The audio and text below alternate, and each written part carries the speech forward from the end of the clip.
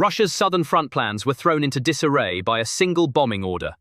The Ukrainian Air Force destroyed a vital border crossing in Zaporizhia, with JDAM-ER bombs dropped from MiG-29s. This crossing was not just a bridge, it was the military backbone connecting Crimea, Mariupol, and Dnipro. Now that backbone has been broken. Munition shipments have stopped, fuel convoys have been cut off. The Kremlin's summer offensive collapsed before it even began. Can Russia compensate for this setback? On July 7, a Ukrainian MiG-29 fighter jet targeted a vital Russian crossing point over the Karachokrak River in the Zaporizhia region. This bridge was no ordinary structure. Although not the main branch of the Dnipro River, it served as a key link in the Russian army's supply chain on the southern front. Heavy fuel tankers, trucks loaded with ammunition, and armored repair convoys regularly crossed this crossing every day, feeding the logistics line stretching from Tokmak to Melitopol, and from there to Crimea via Kinburn. This route, considered an alternative to the Kerch Bridge, was critical for the transfer of cargo to eastern ports in particular. In the spring, Russia built a temporary but structurally sound military bridge over the Karachokrak to reinforce this route. Supported by concrete slabs, this structure allowed heavy vehicles to safely cross the marshy ground. An average of 230 vehicles used this route daily, with one-third of them directly supplying ammunition to the front lines. The remaining transportation handled fuel and food logistics. This is precisely why Ukraine did not hesitate in its target selection. The attack was not a conventional air operation, but was carried out using 2 GBU-62 bombs, equipped with advanced JDAM-ER guidance kits. These bombs were modernized versions of the US-produced 1,000-pound Mk-83. Thanks to the GPS-guided kit added to the tail section and the deployed flaps, these bombs can reach a range of over 70 kilometers and hit targets with accuracy of just a few meters.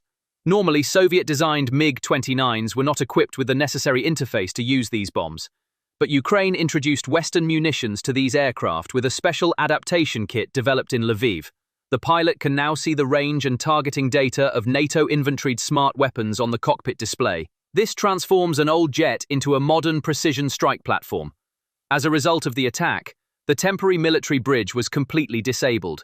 One of the factors that made the attack so effective was not only the precision of the munitions used, but also the systematic air defense suppression operation carried out prior to the operation. In particular, the Russian Army's Buk-M2 medium-range air defense systems deployed in the region were disabled by successive suppression of enemy air defenses attacks in recent weeks. Despite having an effective radar lock range of up to 45 kilometers, these systems were either detected and destroyed or rendered blind due to their radar frequencies being jammed. As a result, Ukraine's MiG-29s were able to advance through an open-air corridor as they approached the range to launch JDAM-ER bombs. The second and less talked-about effect of the operation was not limited to the destruction of the bridge. This bridge was not just a crossing point, it also served as a buffer zone, masking the logistics hub of the Russian 35th Corps on the eastern bank. Hidden behind the fog of war, this staging area was now exposed and vulnerable. Satellite imagery and heat signature data indicate that smoke rose from 3 separate camp areas shortly after the attack. This likely indicates secondary explosions in ammunition or fuel depots. Following the attack, the eastern ramp of the bridge was completely collapsed into the sea, with concrete blocks blocking the inner roadway. This structural collapse not only stopped traffic, but also wiped Russia's critical supply route from Mariupol to Crimea off the map. They now have to detour from Tokmak to Berdyansk to reach the east of the Dnipro. But this new route means an additional 160 kilometers and a loss of time. Moreover, this secondary route is extremely unfavorable in terms of both geography and infrastructure. Consisting of a narrow strip of earth, this passage quickly turns to mud, especially during summer rains. In such conditions, heavy fuel trucks could get stuck on the road, with their wheels sinking into the mud. This is not merely a physical disruption, but a collapse of the logistics chain. Because the fuel needed to reach the tank's tank is being used to charge a satellite phone, used to call for a crane. On the military side, another panic has emerged. After the bridge was hit, Ukraine demonstrated that its long-range JDAM-ER munitions could easily strike the rear of the front lines, forcing the Russian Air Force to respond urgently. Su-30 SM fighter jets were moved to the vicinity of Melitopol, and day and night patrol flights were launched on the Vasilivka-Melitopol line. But these aircraft cannot fly above 4,000 meters to avoid entering the radar range of Ukraine's Patriot systems, which are equipped with AIM-120 AMRAAM missiles. This limits both their field of view and their attack position. There are patrol flights, but there is no real threat of a raid or suppression. The S-400 air defense batteries are scattered in a rather haphazard manner against this new threat. According to data obtained from satellite images, these batteries are mounted on temporary ramps that are constantly being moved rather than being placed in fixed positions. The aim is to prevent the destruction of all radar and command units with a single hit. This portability brings with it another problem. The radars cannot operate at the optimum altitude. In addition, Russian defense forces have deployed CRBN masking systems to make it more difficult for JDAM-ER munitions to target them. These systems reduce visibility by deflecting radar signals rather than suppressing them, but this appears to have seriously slowed down coordination and the chain of command on the ground. The impact of the attack has been much deeper and more multifaceted than meets the eye. With the bridge out of commission, the Russian command realized that it could not reinforce its front lines in Mariupol with BMP-3 armored vehicles, which were running on low fuel reserves. With the road link cut off, the solution shifted to air transport. The first reflex was to deploy Il-76 military transport aircraft. These flights via Kerch carried spare engine parts, sets of tracks, and emergency ammunition.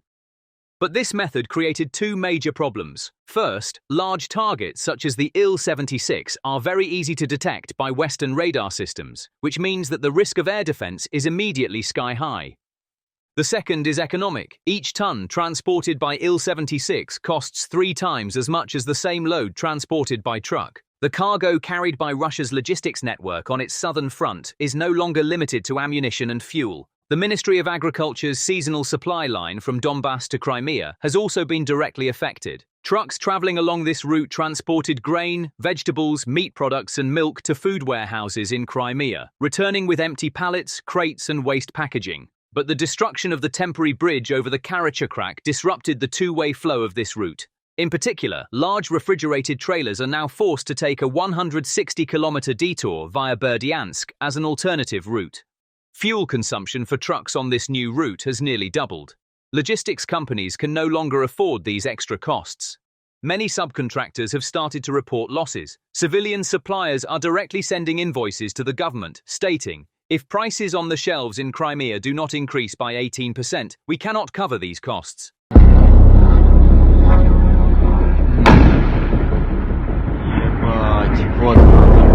One of Russia's most trusted lifelines in the war is being cut off. The railway network is collapsing step by step. The line stretching from Volgograd to Rostov, from Kotelnikovo to Salsk, and from Artery to Kamenolomny has been severely damaged by Ukrainian drone attacks. This is not just about a few stations being out of service.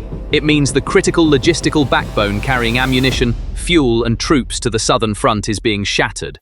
Wagons are stranded mid-journey, locomotives are silent, and the supply chain is paralyzed. Railway lines stretching from Donbass to Crimea and from St. Petersburg to the Caucasus are no longer safe. If trains come to a halt in the war, how will Russia advance on the front lines? On August 4th, a salvo of Ukrainian Lyuti-Boba drones targeted the Arkada railway station in the town of Frolovo, located in Russia's Volgograd region. During the nighttime attack, multiple drones simultaneously targeted the station complex. One of them struck the control room responsible for signal and traffic control. Within seconds, the electrical system collapsed, signaling was disabled, and all train movements in the area were suspended. However, the real damage occurred when one of the ammunition-laden wagons parked on the main line was hit. The explosion was so powerful that it was heard in nearby villages. The fire quickly spread around the station. The infrastructure around the station was completely destroyed. Words alone cannot describe this scene. You must see it for yourself. For this reason, we are sharing footage recorded by civilians who were at the scene immediately after the attack. The chain reaction of the attack also disrupted the regional transportation system. Airports in Volgograd and Tambov temporarily suspended flight arrivals and departures for security reasons. The difficulties faced by search and rescue and firefighting teams in reaching the area once again highlighted how sudden and effective the attack was. Artery station is located at a critical point for regional military train transportation, where the line from Rostov branches off toward Volgograd. Convoys carrying fuel, armored vehicles and personnel to the front lines were being dispatched via this route. Therefore, this attack is not only physical destruction, but also a strategic blow to the supply continuity of Russian forces on the southern front. Just 3 days before this attack, the Kotelnikovo station was also targeted by Ukrainian attacks. Unmanned aerial vehicles targeted the station's traction transformer. The power supply was cut off and the system collapsed. This was literally the same principle as life stops when the water stops flowing in the body, because the trains moving along the tracks are powered by the energy from this system. And when the energy stops, the entire logistics chain grinds to a halt. Kotelnikovo may be 400 kilometers away from the front line, but it is no longer a security line. For in modern warfare, the concept of range has changed.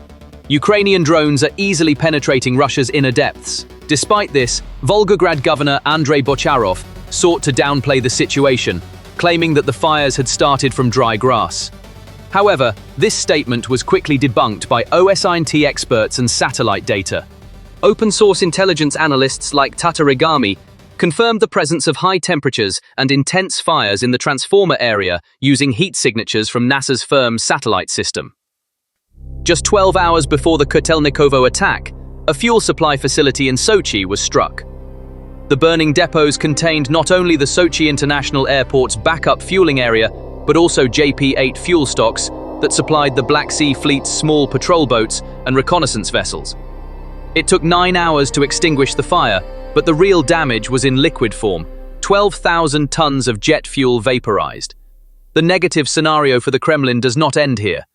On July 29th, unmanned aerial vehicles were again deployed in Salsk. This time, a fuel train was directly targeted.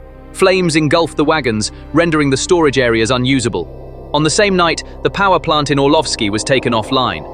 The attack on the transformer station in Zhutovo on July 27th followed the same pattern. When you look at the map, the lines become clear. Kotelnikovo, Salsk, Zhutovo, Kamienologny, Novocherkassk. All are stops along the same route. Aligned along the same strategic backbone, embedded within the same attrition algorithm. Volgograd is not merely a transit hub connecting St. Petersburg to the Caucasus. It also lies at the heart of an energy corridor that enables crude oil from the northern ports of Arkhangelsk to be transported by land to the tanker terminal in Rostov, and from there, via pipeline to the Novorossiysk refinery on the Black Sea coast. Thus, the Volgograd station is the intersection point of both military and economic transportation routes. This is precisely why it is vulnerable. Figures provided in the Russian Ministry of Defense's 2024 Logistics Inspection Report vividly illustrate how this strategic hub has been utilized throughout the war. Since the start of the war, an average of 540 armored vehicles have been transported to the front lines via the Volgograd-Rostov route each week.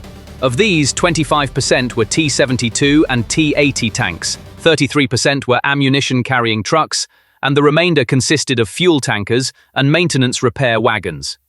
Even a 3-day disruption of this route would mean a delay of up to 40% in weekly fuel shipments to a division in Donetsk or Zaporizhia. Fuel shortages directly limit not only maneuverability, but also the intensity of artillery fire. The tactical mission cycles of the Air Force are directly linked to the number of aircraft that can take off from the runway. For this reason, ISW's analysis report noted that the attacks on the Volgograd line were not just sabotage, but a strategic shift. The report clearly states, Ukraine has moved to the stage of collapsing the Russian army's logistical nerve center without forcing it to open a second land front. The damage caused by the Sochi attack goes beyond a mere fire, directly striking the energy backbone that sustains the military mobility of the Black Sea. At this strategic storage complex owned by Rosneft, approximately 9,000 tons of fuel were being transported daily to Russia's southern military region and naval forces via direct shipping pumps. According to satellite images, 3 large fuel tanks were completely destroyed by the attack and rendered unusable. The 4th tank sustained serious structural damage and lost its operational capacity. This loss is expected to slow down the supply line to the Black Sea Fleet via Tuapse for at least 10 days. However, for Ukraine, this is not limited to triggering a temporary disruption.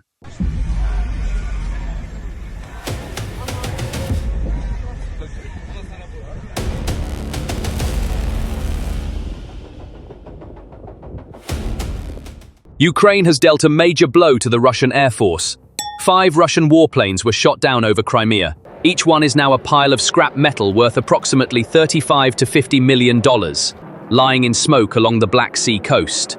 This is not just an operation, it is a strategic loss. But the real question begins here. How did Ukraine lure this massive air force into a trap? On the morning of August 4th, the skies over Crimea once again echoed with Ukraine's unmanned aerial attacks. However, this time, what happened was far beyond the ordinary. This was not a reconnaissance patrol. It was a targeted, meticulously planned raid designed to paralyze a major airbase. The target was the Saki Air Base, one of Russia's largest and most well-equipped air bases in Crimea. This base was crucial for maintaining air superiority over the Black Sea, launching airstrikes on southern Ukrainian cities like Kherson and Mykolaiv, and serving as the heart of Russian aviation operations in the region. The 43rd Separate Naval Assault Aviation Regiment, stationed at the base, played a key role in military operations in the region. Every day, Su-30 SM fighter jets took off from here. Su-24 bomber jets changed course to conduct penetration flights, and ground radars were fed with false targets. But on August 4th, this routine was disrupted. The Special Operations Center, affiliated with the Ukrainian Security Service, launched the attack on this strategic location following months of reconnaissance, frequency monitoring, and airflow analysis. First, numerous long-range UAVs with low radar signatures surrounded the Saki base. Some UAVs used false routes to create radar jamming, while the main wave targeted launch pads, aircraft parking areas, and ammunition depots directly. According to hit records, one Su-30 SM fighter jet was completely destroyed. Another Su-30 SM sustained severe damage. 3 Su-24 bomber aircraft were rendered inoperable. The main ammunition depot caught fire. Explosions continued for hours. The type of UAVs used by Ukraine in this attack has not been officially disclosed. However, based on technical data, it is estimated that these vehicles are equipped with high-resolution electro-optical targeting systems and special guidance software resistant to GNSS jamming. Additionally, the fact that the attack vectors came from different directions within the same time window indicates that coordination was carried out through an AI-supported network. Why Saki? Saki Air Base is not just a runway for aircraft. It also serves as the control center for air reconnaissance missions in the Black Sea, the central hub for electronic warfare systems, and a key logistics supply chain node for air defense batteries across Crimea. Even a temporary shutdown of this base would mean a significant weakening of Russian air presence in the northwestern part of the Black Sea. The Su-30 SM, in particular, is the backbone of the Russian Air Force's multi-role mission load. Moscow developed this aircraft as a response to NATO's F-15. It is twin-engine, multi-role, and long-range. It can strike both air and ground targets, refuel in mid-air, guide strategic bombers, and serve as a flying command center when necessary. Su-24s are primarily used for low-altitude bombing and can carry heavy munitions such as the Kh-29, Kh-58.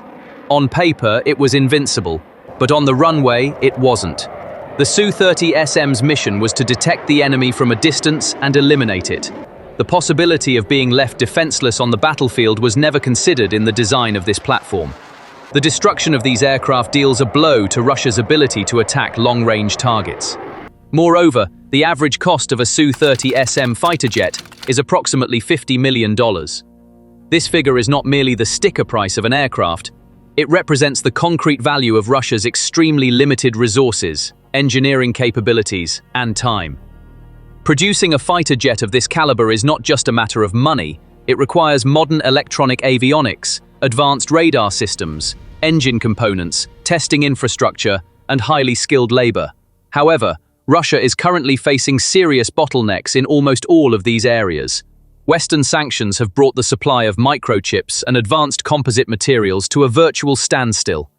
The Russian defense industry is forced to turn to secondary parts from China or lower-quality alternatives from the domestic market. This is both slowing down the production process and lowering quality. Moreover, the constant spending pressure caused by the war has disrupted budget planning.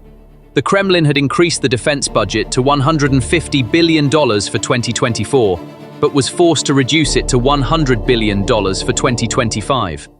This decline weakens the ability to establish new production lines and disrupts the maintenance and repair cycles of existing lines.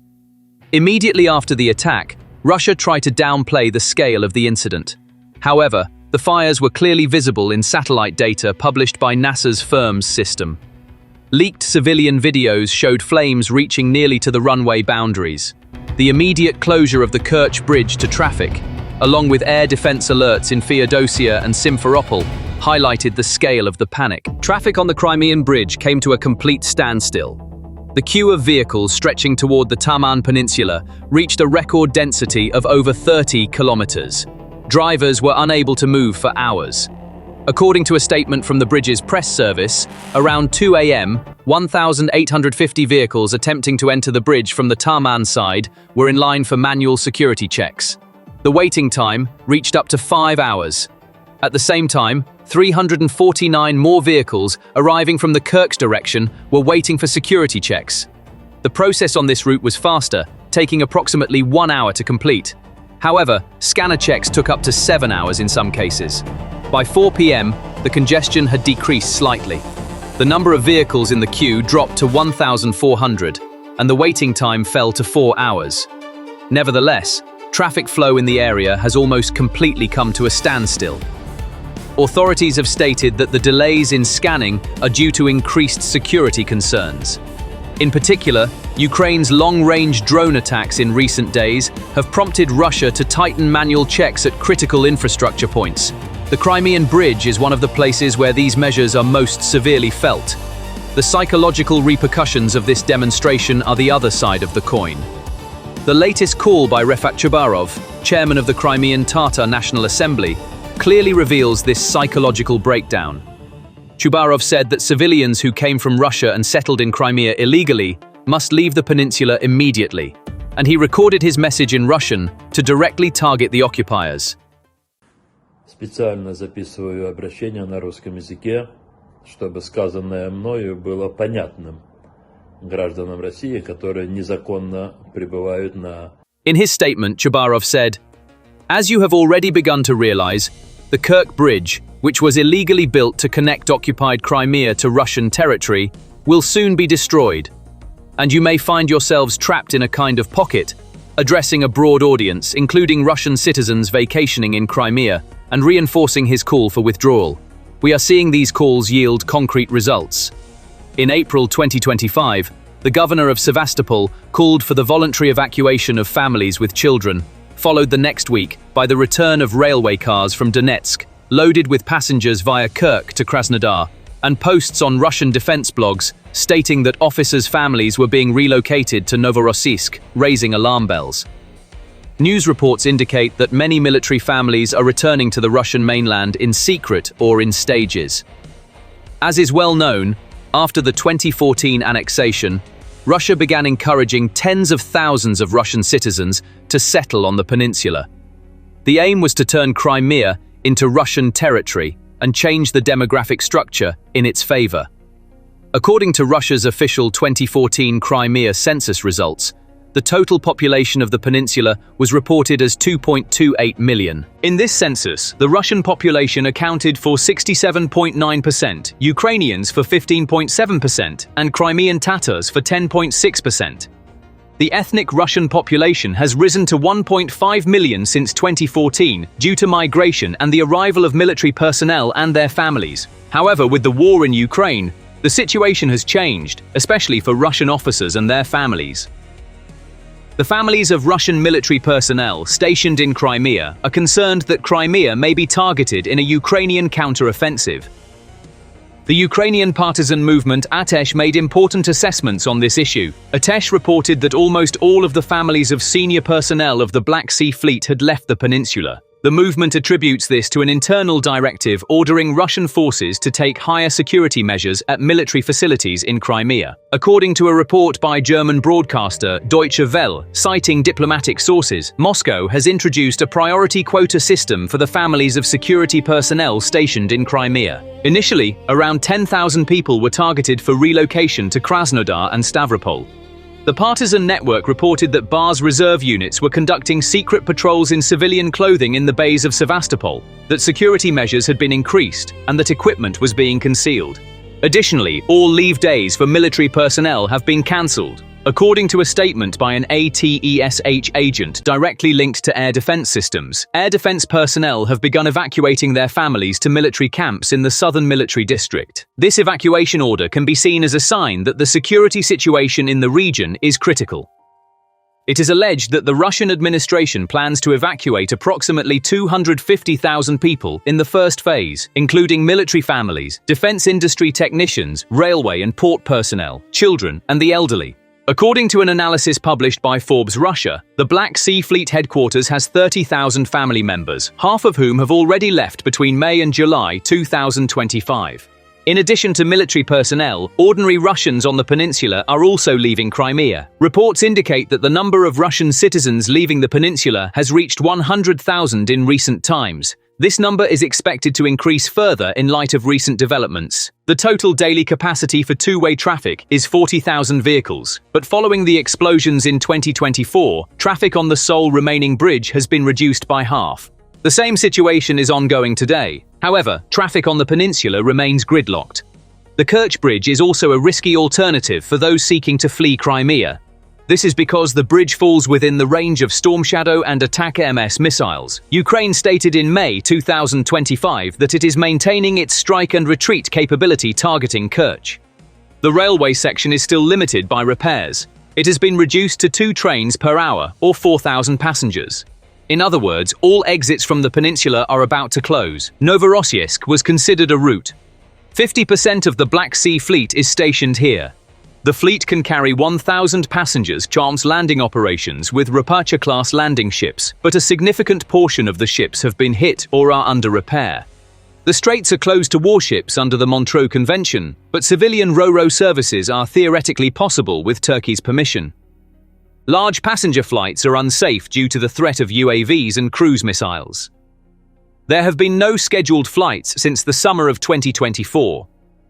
IL-76 sorties are being used for military strategic transport. Civilian ship passage in the Black Sea is free under the Montreux Convention, but Turkey invoked Article 19 3 days after the start of the war in March 2022, restricting the straits to the warring parties. Therefore, Russian naval assets cannot enter the area. However, Russian civilian ferries can transit from the Caucasus coast to the waters off Odessa without stopping. Turkey does not provide military escort to evacuation ships caught in the actual conflict, but can provide a pre-authorized corridor through the straits for humanitarian convoys flying the SAF-EAID/ICRC flag. Considering all this information, the evacuation of all Russians in Crimea appears to be quite challenging. In conclusion, Ukraine's latest drone attack not only eliminated a military target, but also once again declared to the world that the nature of war has changed. In the battlefield, it is no longer expensive technology that prevails, but accessible intelligence. Drones costing a few $1,000s are rendering jets, radar facilities, and ammunition depots worth millions of dollars useless in a matter of seconds. This was more than just an attack. This was asymmetric warfare itself. Ukraine is now openly challenging Russia's military infrastructure, built over decades and costing billions of dollars, with a drone worth a few months' salary. These UAVs, which cost less than a family car, can take out an entire airbase. Russia's high-tech platforms like the Su-30SM were designed for modern air combat, but when parked, they are as defenseless as a bird. This is where Ukraine's advantage lies. This is not a land grab. The issue now is doctrine, superiority, and who will define the logic of future warfare. Every jet shot down is not just a combat vehicle. It is a blow to the Kremlin's belief that it is superior in war. Every depot that burns is not just a loss of ammunition, it is a crack in the invulnerability armor that Putin's regime has presented to the public. And this is not only on the front lines, it is also creating chaos in the subconscious of the Russian people. For civilians living in semi-isolated but strategically important regions like Crimea, these attacks mean that areas once considered safe are now targets. Ukraine is no longer a passive defender, it is an active and planned threat. This new strategy, which achieves greater impact at lower cost, proves that war is won not just with weapons, but with time, resources, and psychology. At this point, Kiev has struck not only a Su-30SM, but also Russia's perception of superiority in the war. The outcome is clear. Ukraine is determined, its strategy is sharp, and the message is clear: Crimea is Ukraine. Thank you for watching. What moves could Russia make in response to the bridge's destruction? One of the most likely options is to disable the Patriot batteries in Ukraine. To do this, Moscow theoretically has Kh-59 air-to-surface missiles at its disposal. But in practice, things are not so simple. The US-Norwegian-made Nemesis electronic warfare system, deployed west of Kharkiv, confuses guided missiles such as the Kh-59 with GPS jamming signals it spreads across the field. These missiles need American satellite data to find their targets, but Nemesis distorts directional information, so the missiles often veer off into empty fields or are shot down before they can turn back. This means that the first option is systematically doomed to failure. The second option is to launch a salvo of Caliber NK missiles from the Black Sea Fleet at the Odessa-Bilhorod-Dnistrovsky line. The aim here is not a direct hit, but to put pressure on the Patriot system's radar and optical sensors. The missile threat would jam the radars and slow down the defense response. But this also looks stronger on paper. This is because Caliber missiles are already assigned to more priority defense areas such as the Kerch Bridge, Novorossiysk, and Volgograd. Each Caliber missile is expensive and there are few of them. Therefore, rather than spending its Caliber stockpile to gain limited psychological superiority, the Kremlin is focused on shaping its defense against the JDAM-ER threat. Because what they have realized is that an American bomb can cause much more damage than a missile range test from the Soviet era. The Ukrainian side is preparing for the second phase immediately after the first strike. The number of MiG-29s carrying JDAM-ER munitions has now exceeded 18. Thanks to newly developed wing pylon adapters, each aircraft can carry 2 GBU-62 bombs in a single sortie. This creates an operational multiplier effect, more destruction with fewer flights. The target list has already been finalized. One option is the suspension towers of the Kerch Bridge. The other is the Mariupol railway viaduct. Both are of both symbolic and strategic importance. When the munitions payload reaches 2,000 pounds, the destruction threshold for such fixed structures is easily surpassed. Western experts are quite clear about this attack concept. This package, whether it's a radar tower or a bridge pier within range, will hit its target with pinpoint accuracy when the right coordination is in place. Ukraine, meanwhile, is preparing to use this precision to systematically dismantle Russia's logistics and transportation infrastructure. More interestingly, the question arises whether new JDAM-ERs will replace the existing stock. The Pentagon has committed to delivering an additional 900 units to Ukraine by the end of 2025. This means that Kiev now has not just a few munitions at its disposal, but the capacity to carry out a planned campaign. The calculation on the strategic table is as follows. If we strike one bridge per week, Kerch will be under psychological siege before summer ends. The targets on the map have already been marked. Alternative routes for armored convoys have been nearly eliminated. Russia's asphalt and railway network is being cornered further with each strike. On the countermeasure front, there is a plan being carried out in a hurry. Su-30 SM fighter jets are being integrated with Irkutsk-made Kibini-U electronic jammers. But there is a serious problem here. The software is not ready. The target date for the updated jammer software to be put into active service is the end of the year. Until then, the Russian military's fuel and ammunition transportation will have to race against the clock and navigate every millimeter like a minefield through the sunken passages of the Dnipro. The most notable balancing factor in Ukraine's latest bridge destruction attack is the new core structure of its air defense system, Patriot batteries. The US has quietly increased Ukraine's Patriot capacity to 3 batteries through shipments from Poland's Rzeszów Air Logistics Hub. 2 of these are the latest PAK-3 MSE variant, while the third is the GEM-T, which provides broader coverage. This combination provides not only point defense, but also sufficient range for regional threat suppression. Positioned to protect the Zaporizhia front, these systems create an electronic umbrella that provides maneuvering space for the Ukrainian Air Force. When MiG-29s carrying JDAM-ER take off from this Patriot coverage area and launch their munitions, an interesting tactical chain begins. The Russian side, seeking to intercept the launched JDAM, is forced to fire S-300/400 series SAM systems as a countermeasure. But the radar emissions and launch fire from these systems are directly visible on the Patriot radar image. When the S-400 comes into play, US-made PAC-3 missiles can instantly detect these threats. This tactic is known in military literature as forcing a stalemate. Ukraine is forcing Russian air defenses to make a decision. Either fire the missile and risk being destroyed by the Patriot MSE, or remain silent and watch the strategic bridge collapse. The S-400 battery did not fire in this attack because if it had, it would have faced the risk of an out-of-range intercept, i.e. missile loss or a Patriot counterattack. Result: the bridge collapsed. This is a new nightmare for the Kremlin. Now it's not just about focusing on the target, they must also calculate the risk of exposing their systems, missile waste, and radar positions with every shot. Don't be surprised if new JDAM-ER images appear on your screens in the coming days, because every explosion destroys not just a target, but also a supply network that has been woven over weeks. Sometimes destroying a bridge is enough to immobilize an entire brigade. The Karachokrak pass was precisely that breaking point. How do you think Moscow will compensate for this blow?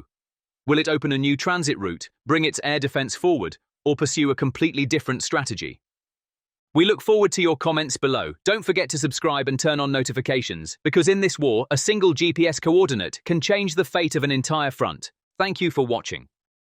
A Mykolaiv-based naval intelligence unit reports that the attack directly affected stocks of JP-5 high-density jet fuel needed to fire Caliber cruise missiles from Karachokrak-class corvettes.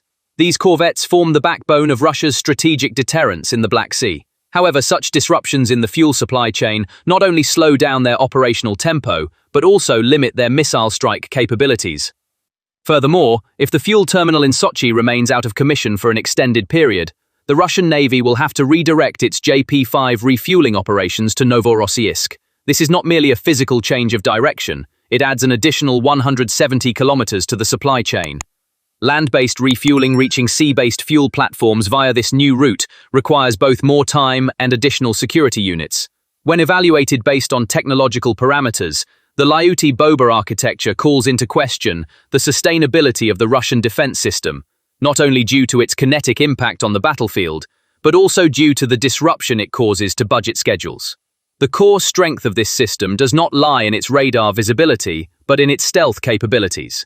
The carbon and Kevlar-based composite body reduces the RCS value to below 0.005 square meters. This places it in the category of targets that remain undetectable by most short-range radars. There is no reliance on classic GNSS-based navigation. Thanks to convolutional neural network-supported optical matching trained with low-resolution maps and integrated IMU sensors, the Lyuty-Bober can reach its target with a CEP of 8 to 12 meters, even under GPS GLO blackouts. Moreover, these flights are conducted in RS silent mode, leaving no electromagnetic signature detectable by Russian electronic warfare systems. Looking at the hardware side, the picture is even more striking. The flight control board consists of an inexpensive PCB imported from Taiwan, soldered with an ARM Cortex-M4 microcontroller. The camera module is an 8MB CMOS sensor produced for the Chinese market, including labor and mold expenses, does not exceed $25,000.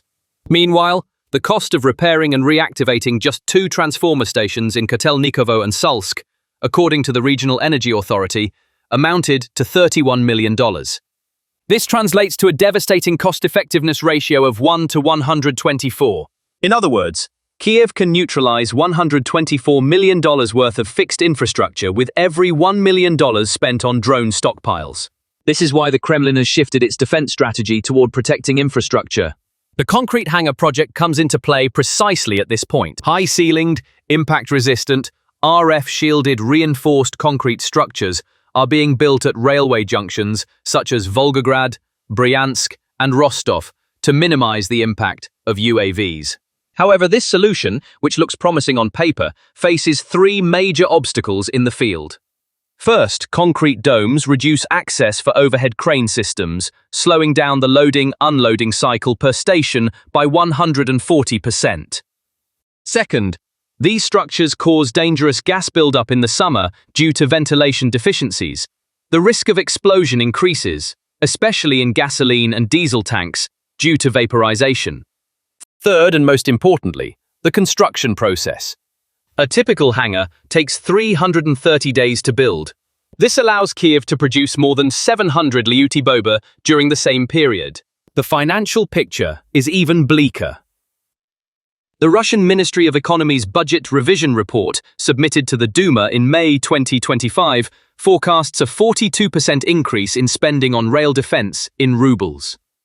However, during the same period, the ruble lost 4.3% against the dollar due to panic selling that began after the Sochi refinery was hit. While concrete plans are being made, foreign exchange reserves are dwindling. The current expression, used sarcastically in Moscow, is, "The wall cracked before it was built." A security fantasy, plastered with fragile rubles rather than concrete, clearly reveals that the Kremlin's defense reflexes are constrained by economic rather than technical limits. The ruble crisis on the economic front has landed on the Kremlin's desk as the financial echo of the gradually spreading railway sabotage.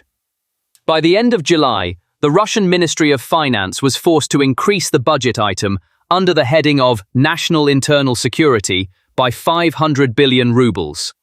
This represents a deviation of 23% from the target set at the beginning of the year. However, the bill did not remain on paper. The ruble fell to 83.5 2 days after the Sochi explosion and tested the 85 mark after the Volgograd fire. This was a psychological breaking point in the foreign exchange markets. The central bank hit the brakes. The ruble was propped up with a 500 basis point interest rate hike.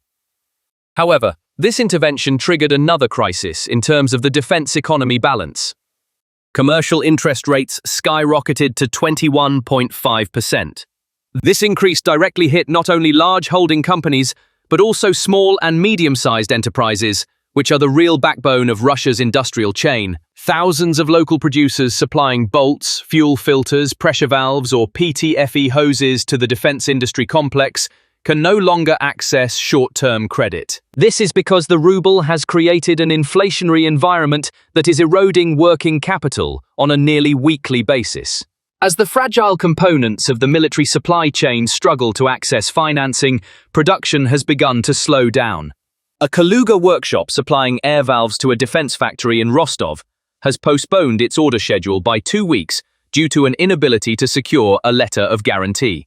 This domino effect signifies not only a production slowdown, but also a permanent investment erosion in Russia's domestic defense capabilities. In this entire scenario, the most critical gain for the Ukrainian side is psychological. The Kremlin's 20-year narrative about the invincibility and stability of its deep internal lines has been shattered by the orange smoke billowing from the Volgograd station. The internal front rhetoric is now the subject of mockery on Russian social media. Under the hashtag Narodny Corridor, young people are sharing photos of train tickets with fire emojis added via Photoshop. Though it may seem like a minor military detail, for the first time since 2022, a significant portion of the Russian population outside Moscow is actually feeling the logistical strain of war. In summary, fuel is burning in tanks, rails are intact but bridges are destroyed. Money is melting away in an unprotected budget, but asymmetric intelligence does not melt. Every time the polymer body of the Lyuty boba cools down, a new orange mushroom cloud rises above another station. No matter what concrete dome the Kremlin uses to cover the supply chain, the fire of $25,000 drones will continue to empty the iron grids. Because this war is no longer fought only in trenches, but in signal boxes, transformer squares, and the fine dust of rail tracks illuminated at dawn. And the pen writing that story flies on small but deadly wings guided by a calculated mind. Thank you for watching.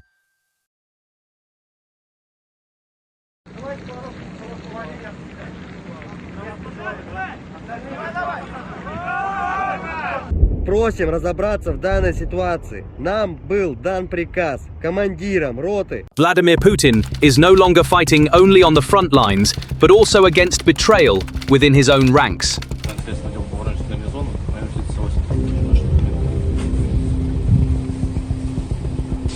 Beyond the trenches, another front has opened, where trust has collapsed and loyalty has been shattered. Russian soldiers are secretly communicating with Ukraine, leaking coordinates and even targeting their own commanders. Could this be a sign that the army is rotting from within? Ukrainian front commander Alexander Syrsky has ordered a tightening of defenses, particularly along the Kamianske line, in response to increasing pressure from Russia. In accordance with this order, the 210th Separate Assault Regiment and the 118th Separate Mechanized Brigade have launched active counterattacks along the defense line extending to the Orikhiv region. Ukrainian troops are not only defending their positions, but also exerting constant pressure to halt the Russian advance. But amid these clashes, another front has opened that could influence the fate of the war. The psychological and intelligence fronts are more active. A Russian soldier belonging to the 57th Separate Brigade in the Zaporizhia region secretly reported the location of his unit's camouflage T-62 tanks to Ukrainian forces. Shortly after these coordinates were relayed, the tanks were targeted and destroyed. The tanks were destroyed not only physically, but also as symbols of the Russian army's morale. This is not an isolated case.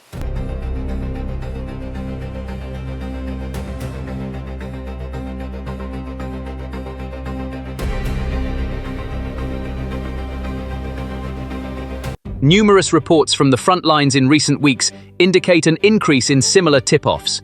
Ukrainian intelligence sources report that some Russian soldiers have begun sharing coordinates of troop movements, armored formations, ammunition depots, and even temporary command centers with the Ukrainian side. This trend is even more pronounced among soldiers newly deployed to the front lines. Some are resorting to sabotage, jamming radio signals, deliberately damaging equipment, or revealing the locations of their positions before surrendering.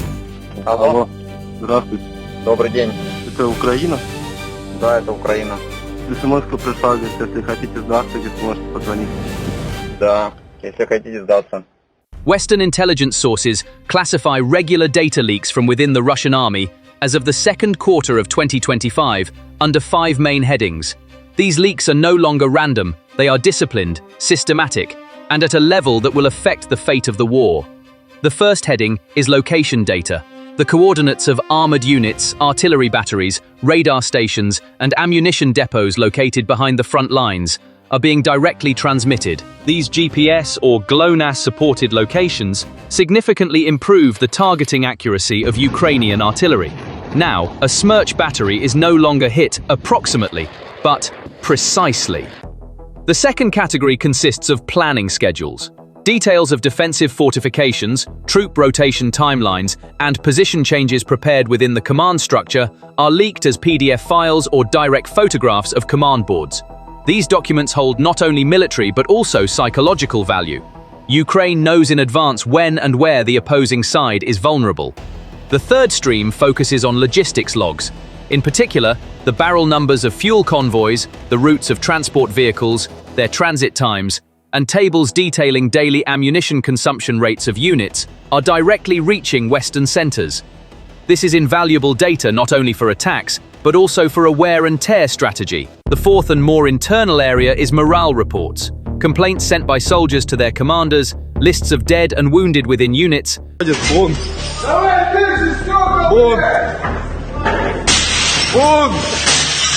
correspondence showing delays in salary payments, and frontline reports paint a detailed picture of the mood at the front.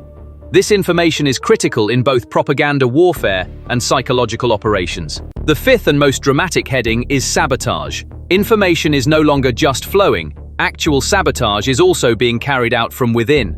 Some soldiers jam their own radios, while others remove the fuses from anti-tank mines. Some guns have internal barrel defects. Ни на одного человека! Это статья 222 Уголовного кодекса Российской. And deliberately created recoil problems. These actions show that the war is being fought not only on the external front, but also on the internal front. 60% of this extensive data flow goes directly to the Ukrainian Ministry of Defense's special encrypted telegram bot called Surrender Hotline. 25% is transferred to joint signal intelligence centers of the United States and the United Kingdom. The remaining 15% reaches Western media directly through various channels. What is the reason behind this betrayal? It is difficult to explain the process leading Russian soldiers to turn their backs on their commanders and their state with a single reason. But behind the cracks on the front lines, 5 fundamental factors stand out. The first factor is a lack of trust in the chain of command. Since the harsh winter of 2024, at least 8 regional commanders have been dismissed. Although the official reasons given are corruption or military indiscipline, the reaction on the front lines is different. Officers believe that the chain of command is no longer shaped by the demands of war, but by political balances in Moscow. The perception that orders are political rather than military in nature is eroding trust in the command structure. The second factor is a logistics and resource crisis. By the summer of 2025, ammunition and fuel supplies had caused serious disruptions on the front lines. Starting in June, some units were reported to have been without artillery support for an average of 4 to 6 hours a day. In a war where their own artillery is silent and fuel supplies are delayed, the soldiers' morale is rapidly declining. What often comes at the expected time of support is only silence. Mobilization fatigue also triggers betrayal. Most of the new soldiers sent to the front with the third wave of mobilization were conscripted without the slightest idea of the nature of the war. Sent directly into combat after less than 2 months of accelerated training, these soldiers' perception of reality is based on short videos they watch on social media. The conflicting content they are exposed to on social media platforms triggers a reflex of questioning rather than propaganda. We must also mention the climate of conspiracy and fear. Disciplinary processes within the Russian army feed the perception that they are being sacrificed on the front lines. By mid-2025, over 1,000 soldiers had been brought to court on charges of insubordination and desertion. These trials have become a kind of warning, especially for those serving on the front lines. A soldier who sees his own officer arrested simply for opposing him now fears not only the enemy, but also the system itself. Finally, family pressure and insecurity are also fueling betrayal. Despite social media restrictions, Russian families are finding ways to learn the whereabouts of their loved ones at the front. In some cases, soldiers' coordinates are tracked via apps downloaded to their cell phones or SIM cards that are sold. But the authorities' efforts to conceal the losses have the opposite effect on families. As trust in the Kremlin rapidly erodes, pressure on soldiers at the front to come back or at least tell the truth is growing. Kiev, meanwhile, is determined to turn these voluntary reports from the front lines into a systematic process, rather than random gestures. To this end, the Ukrainian government has established a three-pronged and highly sophisticated intelligence-gathering mechanism. The first prong of the system consists of digital communication channels that are accessible 24/7. Special bots developed on Telegram are designed so that any Russian soldier can easily make contact. For those who want a higher level of security, an anonymous application called Surrender Chat, operating on the Tor network, is available. This system offers an accessible and untraceable way out, especially for soldiers who fear being monitored. The second step involves reintegration centers in Ukraine, where Russian soldiers who surrender or provide intelligence are received. This center, established in Poltava, is structured to operate not only in a military, but also in a humanitarian framework. Soldiers who surrender here are thoroughly interrogated under the supervision of United Nations officials. Those who pass the information verification process are issued an official humanitarian status document. This document protects those who surrender from allegations of war crimes and ensures they are treated in accordance with international law. The third pillar of the system is an openly attractive incentive program. Kiev offers personnel who provide critical information, not only temporary protection, but also a long-term life plan. For these individuals, post-war status guarantees, permanent residency in Ukraine, or transfer to European countries are among the options being considered. For young, educated, and technically skilled personnel, this offer represents not only a means of escape, but also an opportunity for a new life. As a result, the system both enhances intelligence flows and deepens the disintegration within the Russian military. The Kremlin has taken panic measures to stop this erosion of loyalty on the front lines. The first of these was the deployment of strict control units called disciplined trenches. The task of these units was to confiscate soldiers' personal devices before they could commit treason and cut off suspicious communications at the source. But in theory, discipline turned into oppression in practice. A catch-and-judge mentality began to prevail on the front lines. Soldiers found with unauthorized cell phones in the field are sent directly to martial law courts. So far, 491 cases have been sent to military judges in the war zone. This judicial crackdown is further undermining morale at the front by targeting not only those who leak information, but all soldiers who have confidence issues. The second measure is technological. The Kremlin has distributed a new generation of RF jamming modules, codenamed Rezin Sinyal, to the front lines. In theory, this system is designed to disrupt encrypted data transfers, but the reality on the ground is quite different. Rezin Sinyal only affects messaging apps that operate on certain wavelengths. This means that a photo of a paper map sent from a cell phone or a classic MMS message can reach the other side without being affected by this system. In other words, intelligence can be transported not only with high technology, but sometimes with old-fashioned methods as well. Contrary to expectations, all this repressive environment and technological measures are also having the opposite effect. Some soldiers on the front lines, believing they will face trial anyway, are beginning to see surrender or leaking information as a form of salvation, thinking, since punishment is inevitable, at least I can find a way out. These developments are shaking the image of charismatic commander-in-chief and disciplined army that Vladimir Putin has meticulously crafted over the years. In Kremlin propaganda, the Russian armed forces were presented as a war machine managed from a single center with a fully functioning chain of command. But the betrayals on the front lines and intelligence leaks from within are eroding this image on two fronts. In the outside world, especially in Western media, every new leak is reported with headlines like, "Putin doesn't control the army doesn't control Putin." This creates the impression that strategic decisions are not made from above, but are shaped by morale on the ground and the instinct for personal survival. The Kremlin's message that Putin is pulling all the strings in this war, which it has been repeating for years, is becoming increasingly less credible. The picture is even more complex within the country. The families of soldiers serving on the front lines are losing trust in the Kremlin's control of information as they see their sons' locations and even their dates of death being exposed on social media platforms. The question, if their locations can be revealed so easily, why are they still there, has become a daily query. Putin's powerful image as a leader on television is now giving way to skepticism in the silence of kitchens and living rooms. If these intelligence leaks continue at the same pace, the dynamics of the war could shift dramatically on three key fronts. First, artillery superiority could completely shift hands. Ukraine no longer fires blindly.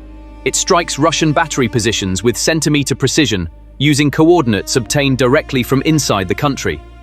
This forces Russian artillery units to constantly change positions and distribute their ammunition hastily and irregularly.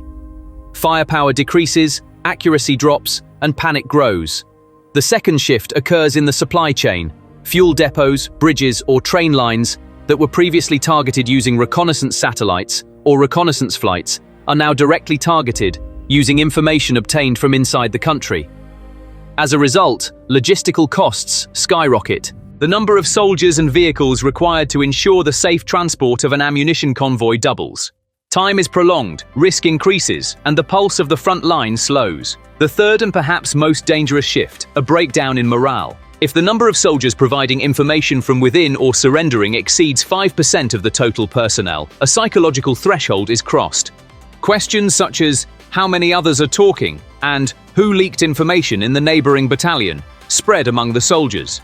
This kind of environment of distrust triggers herd mentality. Individual desertions turn into mass defections. The war begins to be lost not only on the battlefield, but also in the minds of the soldiers. Putin will probably resort to economic morphine in the short term to stop this trend. Pay raises for those serving on the front lines, extra compensation for their families, propaganda films with themes of execution for traitors. But all these steps have a common limitation: money. The ruble is now melting as fast as it is on the battlefield. Refineries ablaze from drone attacks, sabotaged railway lines, and now a wave of betrayal rising from within the front lines. Even the Kremlin's last reserves may not be enough to finance this new phase of the war, which is exploding from within. As a result, Moscow's narrative of a strong army and unwavering loyalty is now nothing more than window dressing. On the real front lines, it is not loyalty, but questioning that prevails. A soldier's armor can be repaired if it is pierced, but once doubt enters his mind, no amount of resources can fill that crack. Once trust is lost, it cannot be regained through propaganda, but only through a genuine sense of justice and meaning. If Russian tanks are being hit today not by enemy artillery but by coordinates coming from within, this is no longer an exception but the result of systemic decay. If the Kremlin cannot provide a satisfactory answer to the question echoing in the soldiers' minds, "Why am I fighting here?" then the direction of the war will no longer be determined by rockets, but by consciences. And those consciences are working in favor of Kiev, not the Kremlin. Thank you for watching.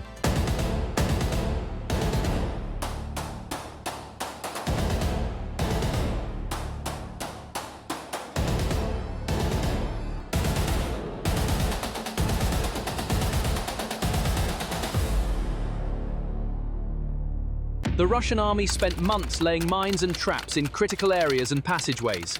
But Ukraine used unimaginable tactics to blow Putin's traps up in his face. Using the enemy's traps against them required great coordination, intelligence, and tactical awareness.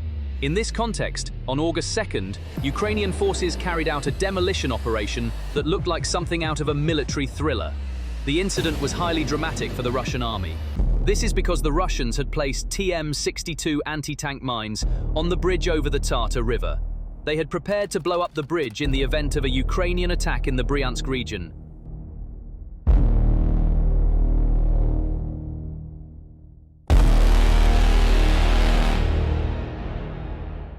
They hung nets and set traps to protect the bridge, and in the event of a possible Ukrainian ambush, the Russians would press the button as Ukrainian troops crossed the bridge.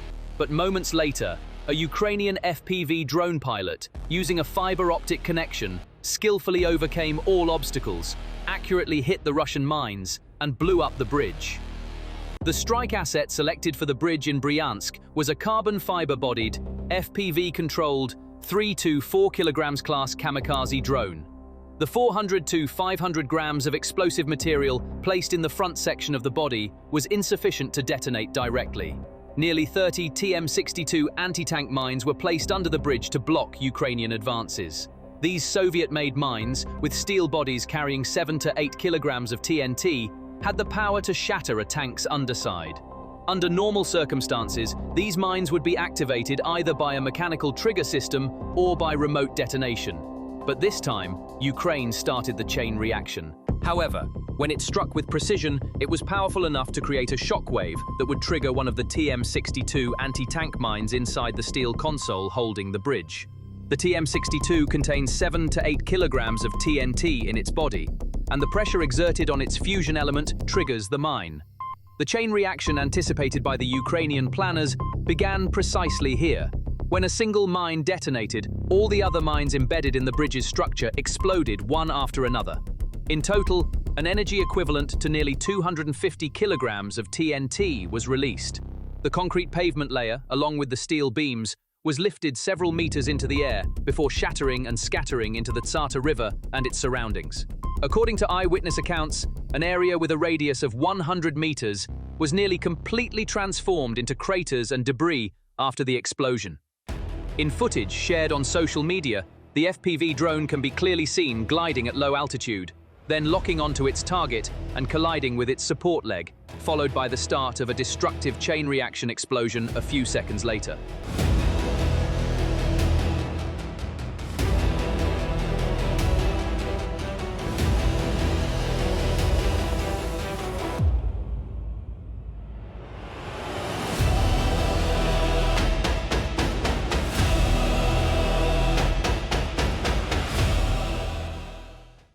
With the explosion, the drone camera goes dark, and then a column of flames rising into the sky is reflected in the camera. As a thick layer of smoke rises in the area, only charred metal pieces and blackened concrete blocks remain of the bridge. With the collapse of the bridge, evacuation and support links for Russian troops stationed along a 16-kilometer border strip have been completely cut. The explosion destroyed not only a passageway, but also Russia's confidence in its border defense line. But don't think that an ordinary target was destroyed. This was a Russian defense hub that had been carefully prepared not only from an engineering standpoint, but also on a tactical level.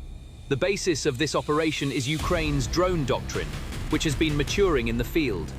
Kiev has abandoned its Soviet-era heavy industry-based defense concept and perfected the low-cost, high-impact formula with cheap, agile, and smart platforms. According to OSINT sources close to the Ukrainian Ministry of Defense, the troops serving in this region are currently effectively trapped behind Ukraine's front lines. So why did Russia set such a trap for itself? The reflex to protect the border was based on the buffer corridor doctrine, officially announced by Moscow in the fall of 2023. Under this doctrine, a series of fixed defense lines were built along the Bryansk, Belgorod, and Kursk regions. The main goal was to stop possible Ukrainian ground attacks before they reached the border and to create a defensive depth within Russian territory. To this end, anti-tank trenches were dug for miles, minefields were laid, concrete blocks were used to create barriers, and remote-controlled explosive devices were placed under strategic bridges. But this defensive architecture also had a weakness. The geographical structure of the region was extremely limited in terms of alternative passages and logistical flexibility. Concrete bridges built over natural obstacles, such as the Tata River, served not only a tactical, but also a strategic lifeline function. These bridges were indispensable, not only for the passage of military convoys, but also for the advance of armored units, the transport of ammunition and fuel, evacuation routes, and even basic lines to rear logistics centers. The bridge over the Tata was an absolute choke point due to the inadequacy of the surrounding infrastructure. The dirt roads to the south were muddy during the summer months due to sudden rains, making it impossible for heavy transport vehicles to pass. The forest cover to the north consisted of narrow, sloping slopes, unsuitable for armored vehicles.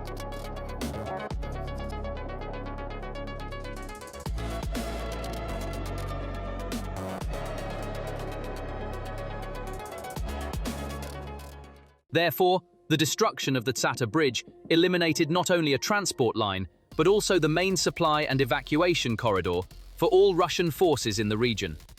How Ukraine achieved this cannot be explained by simply flying a drone. First came the intelligence step. Both satellite imagery and frontline intelligence sources were used to map the mine configuration in the area. Civilian-looking, fixed-wing surveillance drones recorded military traffic between the bridge's entrance and exit for a week. Video analytics revealed the times when fuel tankers and armored personnel carriers passed through.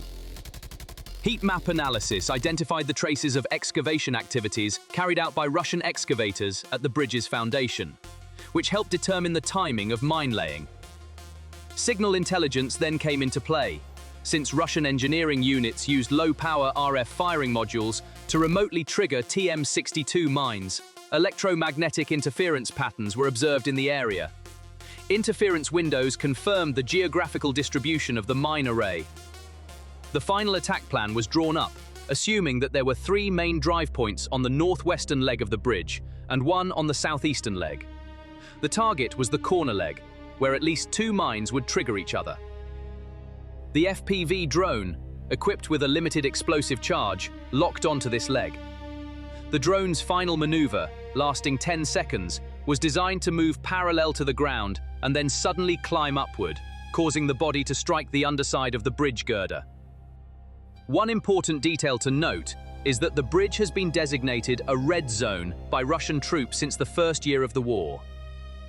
There are unmanned surveillance towers and thermal cameras, but most of the night vision algorithms are focused on tracking trucks and vehicles that give off high heat signatures. With its composite carbon body, electric motor, and minimal IR signature, the FPV drone was almost impossible to detect on Russian surveillance screens. When the flight speed reached 120 kilometers an hour, the detection window dropped to 2 or 3 seconds. A very short window for a human operator to react, activate an RF jammer, or relay orders to a drone defense artillery unit. When considering why Russia couldn't prevent this, 3 answers emerge. First, the mine network laid under the bridge falls under the passive defense category. While the mine is under the bridge, the RF trigger cannot be jammed with interference because the activation sensor is triggered by mechanical vibration when the drone collides with it. Second, Russian electronic warfare capabilities were weak near the bridge. EW teams were deployed deeper into the front lines to protect critical radar domes in Belgorod and Kursk. This rural area of Bryansk was primarily a transit point for ground convoys. Air defense was a low priority. Third, the Russian army adopted a modular corridor approach instead of a comprehensive surveillance network, so sensor data does not flow to a simultaneous command center. Each bridge is under the responsibility of a separate unit. Different regiments carry different EW codes. In such fragmented networks, opening a window for rapid reaction is nearly impossible. Looking at the impact of the attack on the front lines, logistical delays are already being felt. Russia was moving an average of 300 tons of fuel and ammunition per day through Bryansk before the bridge was destroyed. In the first 48 hours after the explosion, shipments fell to almost zero. Alternative routes offer 2 different bypasses, via Klintsy in the north and around Starodub in the south. But both routes are longer and have been marked as sensitive areas since previous Ukrainian drone attacks. The first figures included in ISW's daily frontline report indicate that approximately 5 Russian units have shifted positions along the Bryansk border under the pretext of a tactical withdrawal. In reality, this is not a withdrawal, but an inability to hold positions due to supply shortages. If the fuel convoy cannot arrive, the 6 soldiers inside the BMP-3 cannot maintain the fire support line. When ammunition trucks are delayed, it becomes impossible to defend 122mm artillery positions with AK-74 rifle fire. The psychological impact is even more intense. Russia frequently uses the concept of a deep rear in its propaganda. Regions close to Moscow, key bridges behind the front lines, and major railway junctions are claimed to be under absolute protection, out of reach of Ukrainian drones. The destruction of bridges has undermined this claim. Images shared on Russian social media by relatives of soldiers show not only bridge debris but also armored convoys diverted onto side roads. The question, "Why are our mines exploding on us?" has been trending on social media. The economic impact extends beyond Bryansk. The bridges in the border region are the arteries of the north-south logistics axis stretching from the Caucasus to St. Petersburg. When this route is cut off, additional strain is placed on railway traffic between Rostov and Donbass.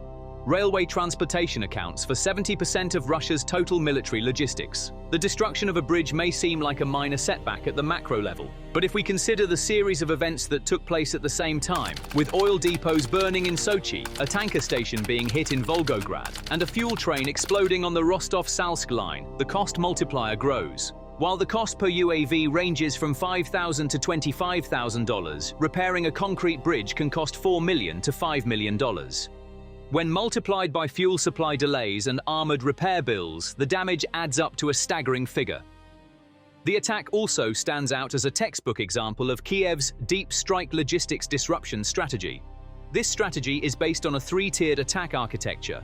The first layer consists of low-cost but high-impact continuous drone attacks. FPV and fixed-wing kamikaze UAVs are sent in waves to targets behind the front lines. These attacks are often carried out with decoy UAVs to confuse air defenses and force them to overreact. As a result, the Russian defense system becomes unable to distinguish which threats are real. The second layer is the precision strike phase, where high-precision guided munitions come into play. Western systems such as JDAM-ER, Storm Shadow, and Scalp-EG target critical infrastructure such as radar towers, fuel tanks, bridges, and command centers. The third layer consists of electronic warfare-supported signal jamming operations. Jamming systems such as Nemesis, Bukovel, and Thor in Ukraine's inventory blind the radars of Russian surface-to-air missile batteries, facilitating the previous 2 layers' targets. This 3-tiered structure was applied exactly in the attack on the bridge over the Tsata River in Bryansk. Electronic warfare assets near the Ukrainian border prevented Russian EW units from tracking the drone's routes and taking countermeasures. The FPV drone then targeted Russian anti-tank mines placed directly on the bridge's support columns. The force of the explosion came from both the munitions and the chain reaction. The invisible aspect of the operation is the drone technology itself.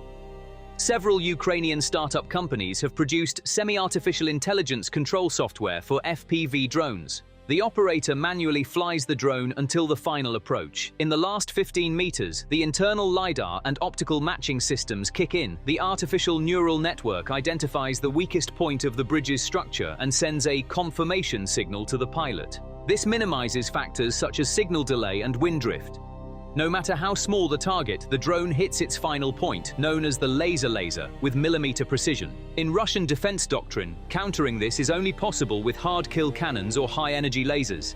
However, Russia's Pantsir S-1 batteries experience delays when firing 30mm cannon shells even if they detect a 1kg FPV drone, and if the detection-to-fire window is less than 2 seconds, the artillery response cannot keep up. High-energy lasers are still in the prototype stage. This technological asymmetry is directly reflected in Putin's image. The most critical component of the military modernization narrative that the Kremlin has been building for years is air defense. Platforms such as the S-400 Triumph, Pantsir, Tor M2 and Baikal radar were lined up like decorations in parades. Now, images of FPV drones costing a few $1,000s slipping through the S-400's blind spot and disrupting Russia's own mine system are undermining the triumph narrative on the ground. What is devastating for the Russian public is not so much the magnitude of the loss as the fact that the trap has backfired on its creator. The long-term equation that will result from the bridge destruction may force Russia to question its mine trench defense doctrine. When combined with the bridge, the mine protecting the shelter becomes a potential bomb ready to explode. Moscow will either reduce the number of mines. This will open the way for Ukrainian ground forces, or else a bridge system with more steel-plated mines will be needed, which will increase costs and extend construction time. The rule of military engineering that protection, if it lacks flexibility, backfires, is being added as a footnote to Russia's Bryansk lesson. Finally, we must address Putin's political image. A regime that bases its legitimacy on the strategic control myth must rewrite its narrative when it loses a bridge due to its own mine plan. Let's end with a pertinent question. If the Kremlin's mine explodes on the border bridge, who will defend the watchtowers in Moscow? Public perception is embracing the narrative of disaster rather than explaining the failure. Russian history is familiar with the smell of gunpowder from military mistakes, from the Afghanistan trauma to the Chechnya fiasco. But this time, the mistake is not exploding on the front lines, but in the backyard. The smell of gunpowder at home is too strong to be suppressed by any propaganda. The destroyed bridge in Bryansk is not just a pile of concrete and steel. It is a living monument to the defeat of a costly legacy of defense by a wave of cheap and clever attacks in the old-new war equation. Ukraine made Russia pay for this with an FPV drone. Russia fell into the trap it had set by laying mines. The war will continue, but now everyone knows that the side that can bomb the red lines on the map, not on the battlefield, will win the game. Thank you for watching.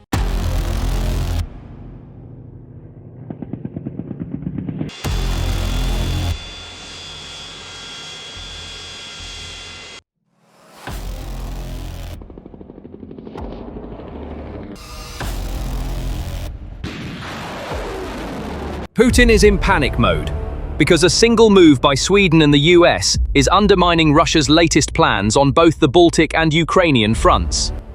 Russian warplanes were doing whatever they wanted in areas they considered their safe haven in the Baltic, and Russia was trying to pressure the West with its massive drone pressure in Ukraine.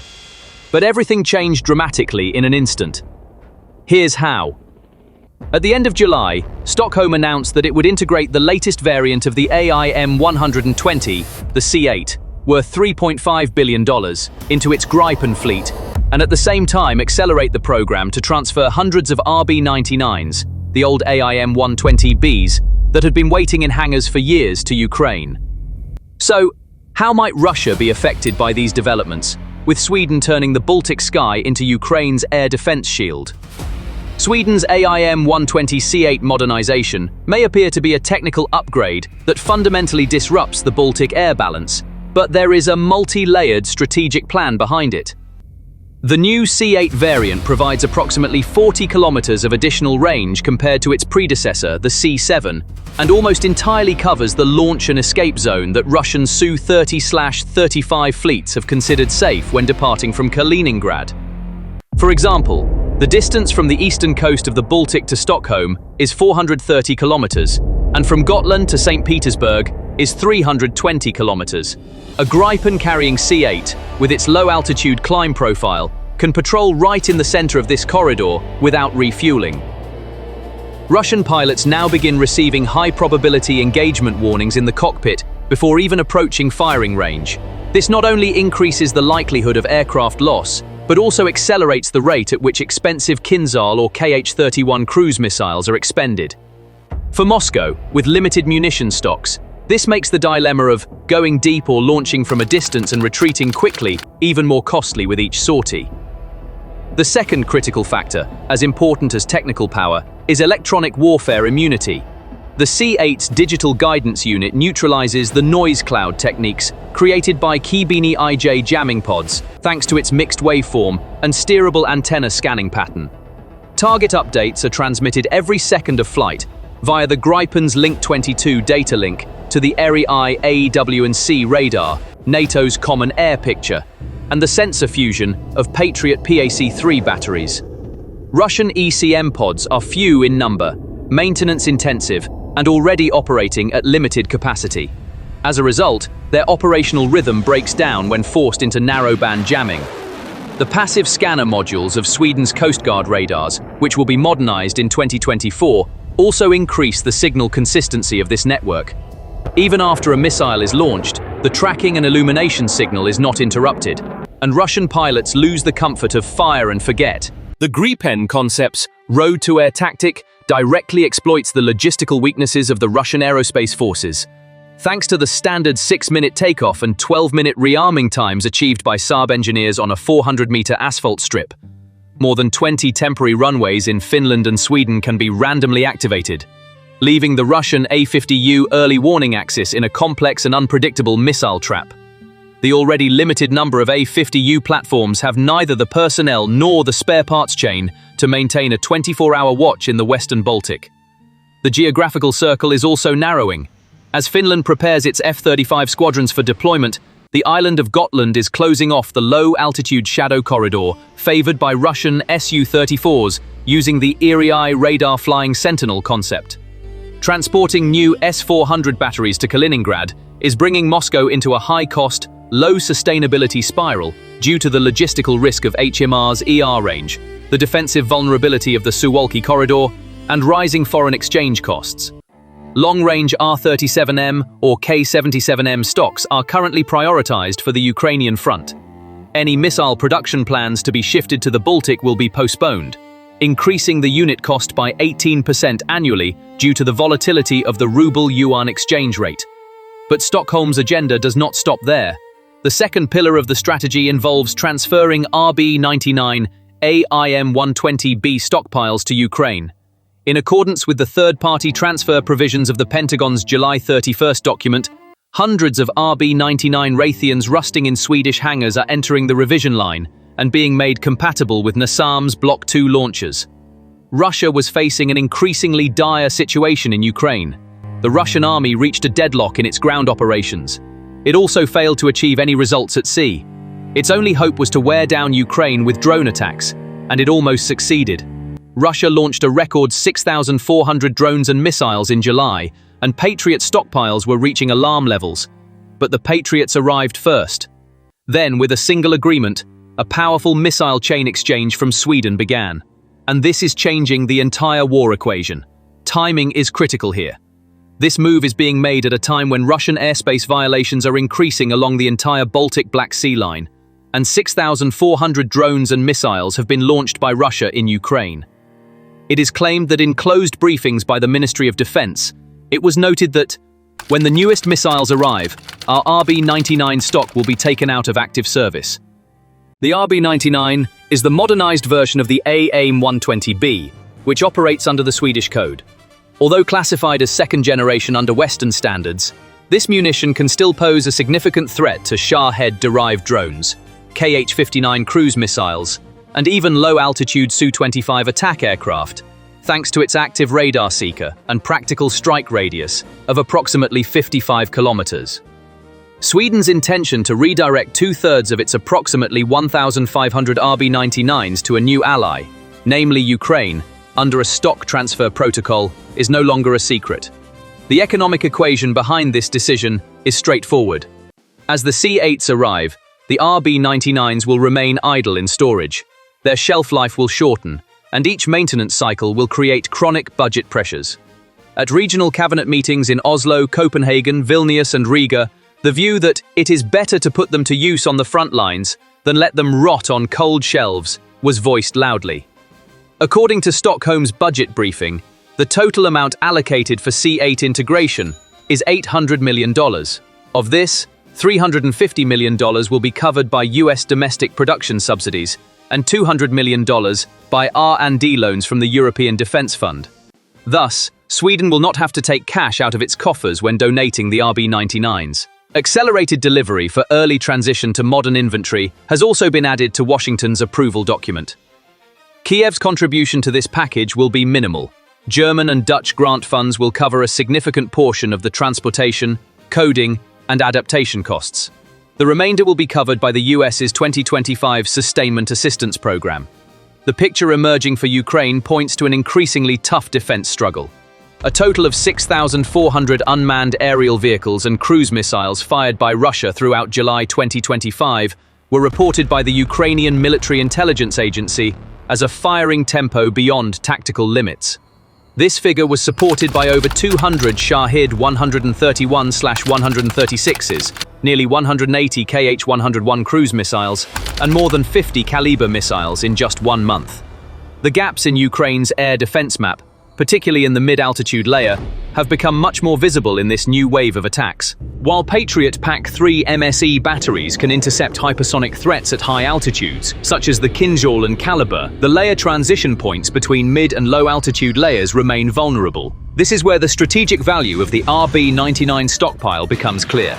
Sweden's transfer of these missiles to Ukraine creates an intermediate layer in terms of both platform and range. According to NATO and Saab sources, the RB-99 missiles are configured to be easily integrated with NASAMS or future F-16 fleets. The Ukrainian Air Force's first F-16 fleet, awaiting final combat approval in Romania, is already loaded with AIM-9X Sidewinders. But the real critical threshold is integration with fully compatible variants of the AMRAAM series. Since the RB-99 is actually a customized version of the AMR-AAM for Sweden, the software protocol is completely identical.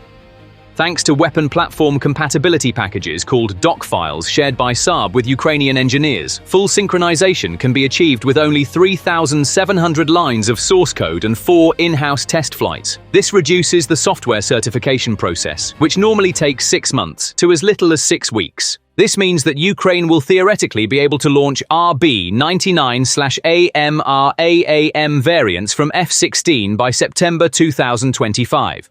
The stock figures are worth mentioning. When 1,000 RB-99s are deployed, each F-16 can carry 20 missiles in the medium-altitude defense line stretching from the Black Sea to Poltava. Assuming an 85% hit probability algorithm, this adds the capacity to respond to 200 targets per week with the help of data link assistance from Patriot radar networks. This seemingly technical ratio strikes at the most vulnerable aspect of Russia's swarm drone bombardments: their economic sustainability. The Shahed 136 costs between $15,000 and $20,000 to procure. In Ukraine, an average of 1/3 reach their target and 2 are shot down. The RB-99 may seem expensive at $50,000 per engagement, but when the same target is hit with the Patriot architecture, the bill rises to $3.5 million.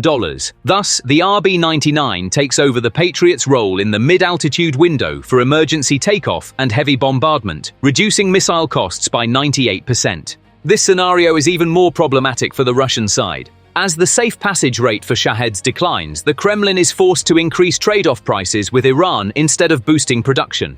The latest Defense Intelligence Analysis report notes that Russia spent $300 million on Shahed procurement alone in the first half of 2025, subsidized by sales of petrochemical byproducts. The second piece of the defense chain comes from Germany. Berlin has agreed to transfer 2 complete Patriot systems, a combination of 16 launchers and 10 radar command vehicles, to Kyiv under the US-Germany-Ukraine trilateral protocol. These batteries will undergo serial modification at the Yavoriv training ground near the Polish border. The planned deployment will protect the Odessa-Mykolaiv line and the Kharkiv-Dnipro corridor. While the AMRAAM stock will fill the middle layer, the Patriot will strengthen the upper layer's interceptor shield.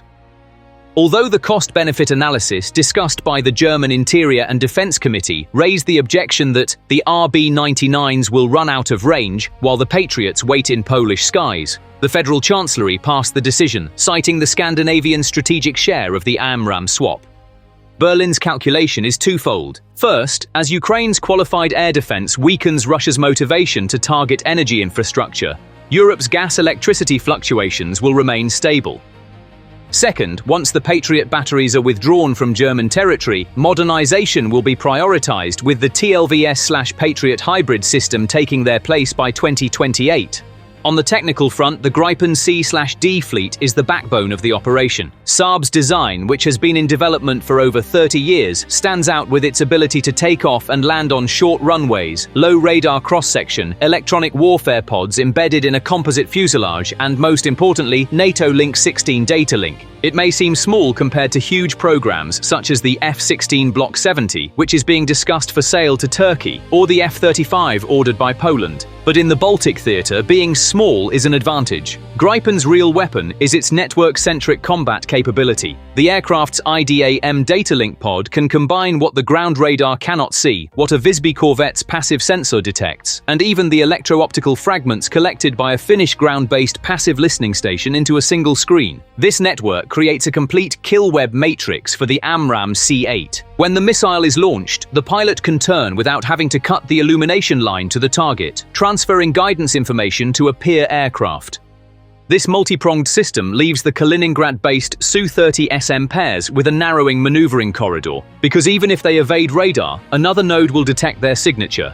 When Ukraine's F-16s arrive with Link 16 standard software, this network will extend from the Baltic to the Black Sea. Russia's openly stated counter-reflex is to keep its MiG-31BM interceptors on high alert in the Kaliningrad and Leningrad oblasts, and to shift the patrol route of its A-50U early warning aircraft from the Baltic Center to the St. Petersburg coastline. Logistics documents from the Leningrad military district show 3 additional tanker flights in the last week. If additional flight time is being spent, it means that the airspace the aircraft has to monitor is becoming crowded. However, this measure remains reactive against the Gripen RB-99 combination. This is because the AMRAAM's radar head does not require semi-active illumination even on final approach. By the time the trace detected by the A-50U is converted into data and reaches the battery, the engagement window is closed. Moscow's only real antidote is to keep its Kibini U and L-175V hybrid electronic jamming pods in large numbers. But the confirmed success rate of Kibini against the AIM-120 family is limited. The false echo programs loaded into Russia's PKK-C, Rook, and armored threat radar operating modes are quickly eliminated due to the AMRAAM's low side lobe detection algorithm. Let's turn to Ukraine. When RB-99s are deployed in F-16 cockpits, an air defense screen will form at medium altitude to intercept targets illuminated by Patriot radars. In fact, Kiev's plan is two-layered, to shave down drone swarms approaching cities from below with the growing Sky Sentinel tower network, and to strike the remaining cruise missiles at medium altitude with RB-99s and the Patriot dual-shoot procedure. This double-shot technique adds 15% to the kill probability in arrival kinematics and target prediction accuracy equations. In a world where missiles are expensive, every missed shot burns a hole in the budget. The RB-99 is cheaper than the Patriot, and the Patriot's radar is invisible to the RB-99. For relatively expensive missiles, such as Caliber or KH-101, such layered defense reverses the Kremlin's cost-effectiveness graph. According to data from the Economist Intelligence Unit, Moscow's monthly missile drone expenditure is currently around $350 million. When Kiev's layered defense with Western stockpiles comes into play, the cost per unit destroyed will triple. This economic erosion will inevitably slow down the pace of attacks. This is because Rostec's feedback capacity is limited and its petrodollar revenues are in a bottleneck due to sanctions. The geopolitical dimension in the Baltic Black Sea ring is also intensifying. Sweden's official entry into NATO was completed last year, but air policing duties have been ongoing since 2015. Those patrols are now evolving into active deterrence. When the Gripen flight route extends over Gotland to Poland, the Kaliningrad corridor narrows. At the same time, Romania's F-16 fleet is increasing the number of patrols in the Black Sea. In between, with Turkish F-16s flying the Aegean Black Sea route and AWACS on shift, Russia is caught on combined radar almost every time it takes off. Kaliningrad's already limited runway capacity is feeling the pressure from both Sweden and Poland. At this point, the strategic question is unavoidable. Are we ready for the Scandinavian dome? Building defenses with concrete and iron instead of electronic waves is not a concept that has been tested in history. The new doctrine relies on 2 gaps on the ground. First, Russia lacks the platforms to deploy its electronic warfare capabilities in the Baltic with equal force. Kibini U-pods are limited, and as MiG-31BMs are deployed on additional missions, engine hours are increasing, and maintenance and spare parts cycles are lengthening. Second, due to economic embargoes, the Kremlin is forced to source every range upgrade from the Chinese market. The AMRAAM production chain, however, still has controlled components status. This means that when Washington clicks to increase its order, production capacity can be ramped up to 3 shifts. But when Moscow's integrated circuit gets jammed, containers from Shanghai wait for weeks at the border. This difference in supply speed is reflected in the field as a monthly rather than an annual impact. Ultimately, Sweden's AMRAAM swap is more than just a change in ammunition inventory on paper. In the Baltic skies, code lines, logistics, finance and psychology intertwine. Every missile box sent out builds a wall around a Patriot site in the Black Sea, thickening the low-altitude canopy over Ukrainian cities. How much longer can the ruble withstand this heat? Can Russia sustain its drone swarm? Nothing is certain. What is certain is that the first beam of the Scandinavian dome narrative was laid by the Gripen jets, the second by the Patriot, and the third is coming from the RB-99 stockpile. When these three beams are fully in place, the sky over the Baltic and Black Seas will become a single metal reflection, a single voice of the data network. When that day comes, Russia will have no sky to fly its drone swarms, no hidden exit route to launch its calibers, and perhaps not a single ruble left in the Defense Ministry's budget. And the whole domino will fall with a signature, a tweet, and a few old but golden RB-99s. This whole picture also amplifies the psychological pressure. Sweden's Link 22 integration provides a multi-layered close-air picture by sharing real-time data with Polish F-16s and Norwegian F-35s. Russian pilots are moving on a chessboard where their post-takeoff mission parameters are constantly being updated. Every blue warning tone echoes in the cockpit as a potential risk that could cancel the mission. At the strategic level, as the Kremlin directs more spare parts and personnel to the Baltic to maintain air superiority in the north, gaps will open up in southern logistics along the Rostov-Voronezh-Belgorod line, weakening the supply chain to Crimea and allowing Ukraine to increase pressure on its land and sea fronts. Thank you for watching. The region's governor says at least 4 people were injured after what they're describing as a massive strike. That follows a possible drone attack overnight on a Russian oil refinery. Russia is engulfed in flames. The lifelines of Russia's war machine melted away in 3 explosions on July 22 to 33, 2025. There are 3 critical pillars that give Russia its confidence in war: the chemical plants that feed its explosive production lines, the fuel refineries that keep its air and land vehicles running, and the energy and communications backbone that connects its troops behind the front lines. In the last week of July, Ukraine struck all of these pillars in quick succession. First, strikes disabled Russia's largest petrochemical complex in the Samara region, followed by a second wave that shut down a high-capacity refinery in the same city. The following night, the successive targeting of a thermal power plant, a regional railway junction, and Rostelecom's main data center in Novotcherkassk made it clear that the attack was no coincidence. For Moscow, the result was not just zeros added to the fire reports, it was a chain reaction that ranged from the speed of artillery fire to the tempo of air sorties to the labels on food shelves. So how did Ukraine target these facilities, overcome Russian defenses, and cripple the Russian war machine? All 3 targets were hit by a single actor: the Ukrainian Armed Forces low radar signature UJ-26 Boba swarm. Let's start with the chemical plant. Andrei Kovalenko, head of the Disinformation Response Center affiliated with Ukraine's National Security and Defense Council, reported on Tuesday, July 22, that an attack had been carried out on a facility belonging to the Novokuybishevsk petrochemical company in Russia's Samara region. Kovalenko stated that the facility produced raw materials for explosives, including benzene, phenol, acetone, alpha-methyl styrene, synthetic ethyl alcohol, and paratert butyl phenol. The CPD chairman explained that these components are used in the production of TNT, hexagen, tetril, and other types of explosives used to equip artillery shells, aircraft bombs, fragmentation munitions, and rockets. Indeed, this facility was of great importance. The Novokuybishevsk petrochemical complex, with an annual processing capacity of 1 million tons, serves as the backbone of Russia's high-explosive raw material production.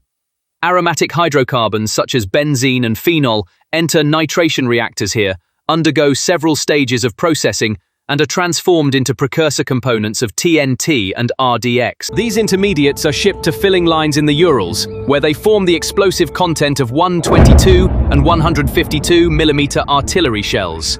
The first target of the attack on the facility was the raw benzene storage tanks. The exposed flames rapidly expanded the mixture inside the pressurized pipe within seconds. Within a short time, 3 nitration towers exceeded the safe operational limit and triggered an emergency shutdown. The line was completely shut down until a water wall was established to cool the process at the facility due to the risk of leakage. Although this decision appears to have been an environmental accident prevention measure, it had a direct negative impact on the stock of explosives destined for the front line. Satellite images of the area indicate that the diameter and rise time of the initial explosions were low, suggesting low payload but highly accurate kamikaze drones. The UJ-26 bomber, which has been mentioned frequently in recent times, is a possible example of this. According to open sources, the body length is around 3 meters, with a delta-shaped wingspan of 2.5 meters. Thanks to its low infrared signature, it engages low-altitude weapons at the Pantsir level rather than the S-300. It is claimed that a GLONASS GPS hybrid module and image recognition package are combined for guidance. This allows it to select the target tower from stored reference photos without an external connection during the last 5 kilometers of its route. The real critical point is range. Targets struck more than 100 kilometers deep inside Russian territory show that the UAV took off from inside Ukraine and passed through a very wide S-300 coverage area. The reason why air defense radars cannot detect Bobber is that its radar cross-section is close to that of a bird and does not produce reflections at certain wavelengths. Bobber, or a similar body, at least opened the first wave. Hours later, on the morning of July 22nd, residents of Novokuybishevsk in the Samara region reported powerful explosions. Ukraine carried out a successful attack with unmanned aerial vehicles on a Russian strategic facility. Sources reported that at least 2 UAVs reached their targets, the Novokuybishevsk oil refinery. A direct hit caused a fire at the facility. Industrial areas were engulfed in flames. The Novokuybishevsk refinery is located next to a chemical complex. The Novokuybishevsk refinery is part of Rosneft and is of key importance for oil refining in the Volga region. Among other things, it produces fuel for jet engines. It produces high-quality bitumen and RT fuel, the main type of aviation kerosene in demand by Russian military aviation. It processes 8,800,000 tons of crude oil annually and produces RT-class jet fuel for the Russian Air Force. The standout feature is not just the volume but the production process, which can be redirected to the front lines in a very short time.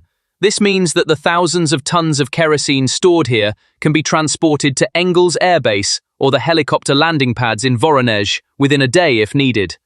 The second wave heading for the refinery hit the distillation tower and the hydrocracker line. The technical team acknowledged in the first hour that operations had been shut down and cooling was expected. In short, the general shutdown meant that crude oil input had stopped and output was close to zero. As soon as the Air Command received this statement, it reduced its sortie plans on the southern and western fronts by 45%. Tanker flights had to take fuel from the eastern region, increasing both flight time and costs. The following night, in the Rostov region, was the second act of the strategic coup. On the night of July 23rd, an intense attack by unmanned aerial vehicles was carried out on Novocherkassk in the Rostov region, causing destruction and fires in the city. The railway infrastructure, a regional power plant, and a Rostelecom building were under attack. The Novocherkasskaya thermal power plant provides load balancing for both regional industry and the railway signaling network.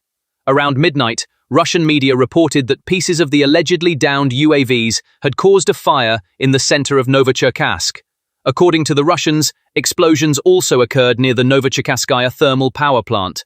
The drone attack caused power outages in Novocherkassk.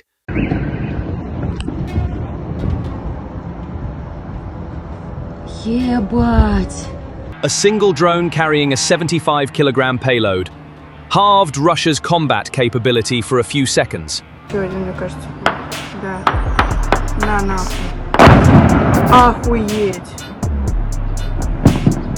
On the night of July 31, a highly critical Russian factory complex was targeted by Ukraine's long-range drones, and this attack reached proportions that could alter the course of the war. 11 consecutive explosions silenced the command factory, which the Kremlin had deemed untouchable, within seconds. The Ukrainian Center for Countering Disinformation identified the target as the Radio Works factory in Penza, an important facility of the Russian military-industrial complex. The attack by the Luity drone disabled the Radiozavod complex in seconds, causing enough damage to cripple Russia's command and control system. The Penza operation was challenging. The facility, located approximately 700 kilometers from the front lines, was not a target for artillery shells, but a nerve center transmitting target coordinates. For this reason, Ukrainian forces needed to use a vehicle with both high explosive capacity and long-range capabilities. For this reason, the Lyuty drone was chosen as the main strike force in the operation. The AN-196 Lyuty was the most suitable for this operation, due to its high destructive capacity and long range. Local authorities confirmed that there was a large fire at the factory after residents shared videos of drones flying low over the city. Footage posted on social media by Penza residents clearly shows the Lyuty drone flying toward the critical Russian facility and striking it. The Lyuty has a range of approximately 1,000 kilometers and can fly at speeds of 250 to 300 kilometers per hour, making them a highly efficient threat capable of operating deep inside Russian territory. Additionally, it can carry up to 75 kilograms of explosive material. Furthermore, the Lyuty is equipped with thermobaric warheads, meaning these UAVs possess the destructive power to obliterate the entire structure of a target by combining explosive force with oxygen. Such warheads cause severe damage to the target's internal structure, rendering sensitive electronic systems, such as radar stations and communication centers, completely inoperable. In the initial phase of the operation, Ukrainian UAV teams and intelligence units identified Russia's most critical targets. These targets typically included command and control centers, radar systems, logistics infrastructure, and military facilities. Ukraine's goal was to cripple Russia's air defense networks and command and control capabilities. The first step in crippling the Russian factory was to direct the Lyuty toward its target. The Lyuty uses traditional aircraft takeoff methods using fixed landing gear. This design allows it to take off from improvised runways, such as highways, without the need for special runways. Ukraine made a plan that required great coordination when launching the operation. Before Lyuty and its supporting long-range jammers began flying toward their targets on the ground, routes and targeting points were determined in detail for all UAVs. At this stage, different flight routes were planned for each drone, based on its mission, along with coordinates supported by deceptive signals, and a precise approach plan toward the targets. First, a strategy was implemented to deceive Russian air defense systems during the approach to the targets. Lyuty UAVs use a hybrid navigation package based on GLONASS mimicry, unlike traditional navigation systems. This system is designed to provide false coordinates during flight to deceive enemy radars. The system, which detects the target's location and directs itself toward it, confuses the radars and diverts the attention of Russian air defense systems. As a result, enemy defenses are rendered passive, and the UAV can be easily directed toward the target. Lyuty successfully deceived Russian radars, keeping the target's real coordinates hidden. This made it difficult to detect targets and activate defense systems. Additionally, each drone was equipped to transmit deceptive signals capable of disabling enemy radars. When the plug was pulled, all batteries were plunged into darkness. The UAVs set off for their designated targets and reached Russia's internal lines, launching their attack. Timing was critical to the success of the attack. As the targets were very far away, it was essential to pay close attention to the range and speed capabilities of the UAVs. In the first minutes of the attack, the high-gain antenna towers that were set ablaze disrupted approximately 70% of the real-time coordination traffic, providing coordinates to the howitzer batteries stationed on the southern front. In the first strike, the high-gain antenna towers at the radio plant were disabled within the first seconds of the explosion. These antennas were of critical importance for providing target coordinates to Russian artillery. Secondary explosions triggered by the initial blast targeted Russia's air defense radars and command centers. Lyuty UAVs, specifically targeting these objectives, crippled Russia's radar capabilities across the entire country. This limited Russia's ability to identify targets on the front lines and enhanced Ukraine's maneuverability. 11 explosions recorded simultaneously at the Penza radio plant complex triggered an unprecedented disruption in Russia's command and control network. Since the start of the war, tens of thousands of kilometers of fiber optic lines, Rostec-made C4 ISR modules, and 46 billion rubles worth of signal processing traffic per year were shut down with a single press of a button by a 75-kilogram bomb. This is because Radio Zavod was the main port that fed target data to thousands of Russian units, from howitzers on the southern front to strategic missile batteries. In fact, this facility, located hundreds of kilometers from the front lines, served as the brain center for C4ISR production under the Rostec umbrella. A significant portion of the communication lines transmitting target updates to Russian artillery units were fed directly from this location.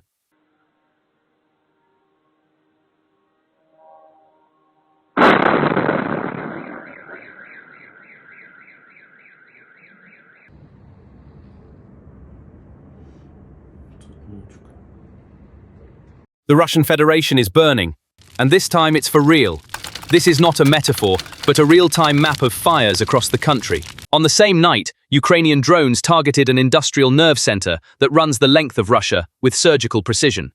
The drone swarms focused on simultaneously pressuring the fuel supply, takeoff runways and command and control networks. Each target was carefully selected to directly impact the firing rate of an artillery battery at the front, the sortie of an airfield, or the movement of a supply convoy.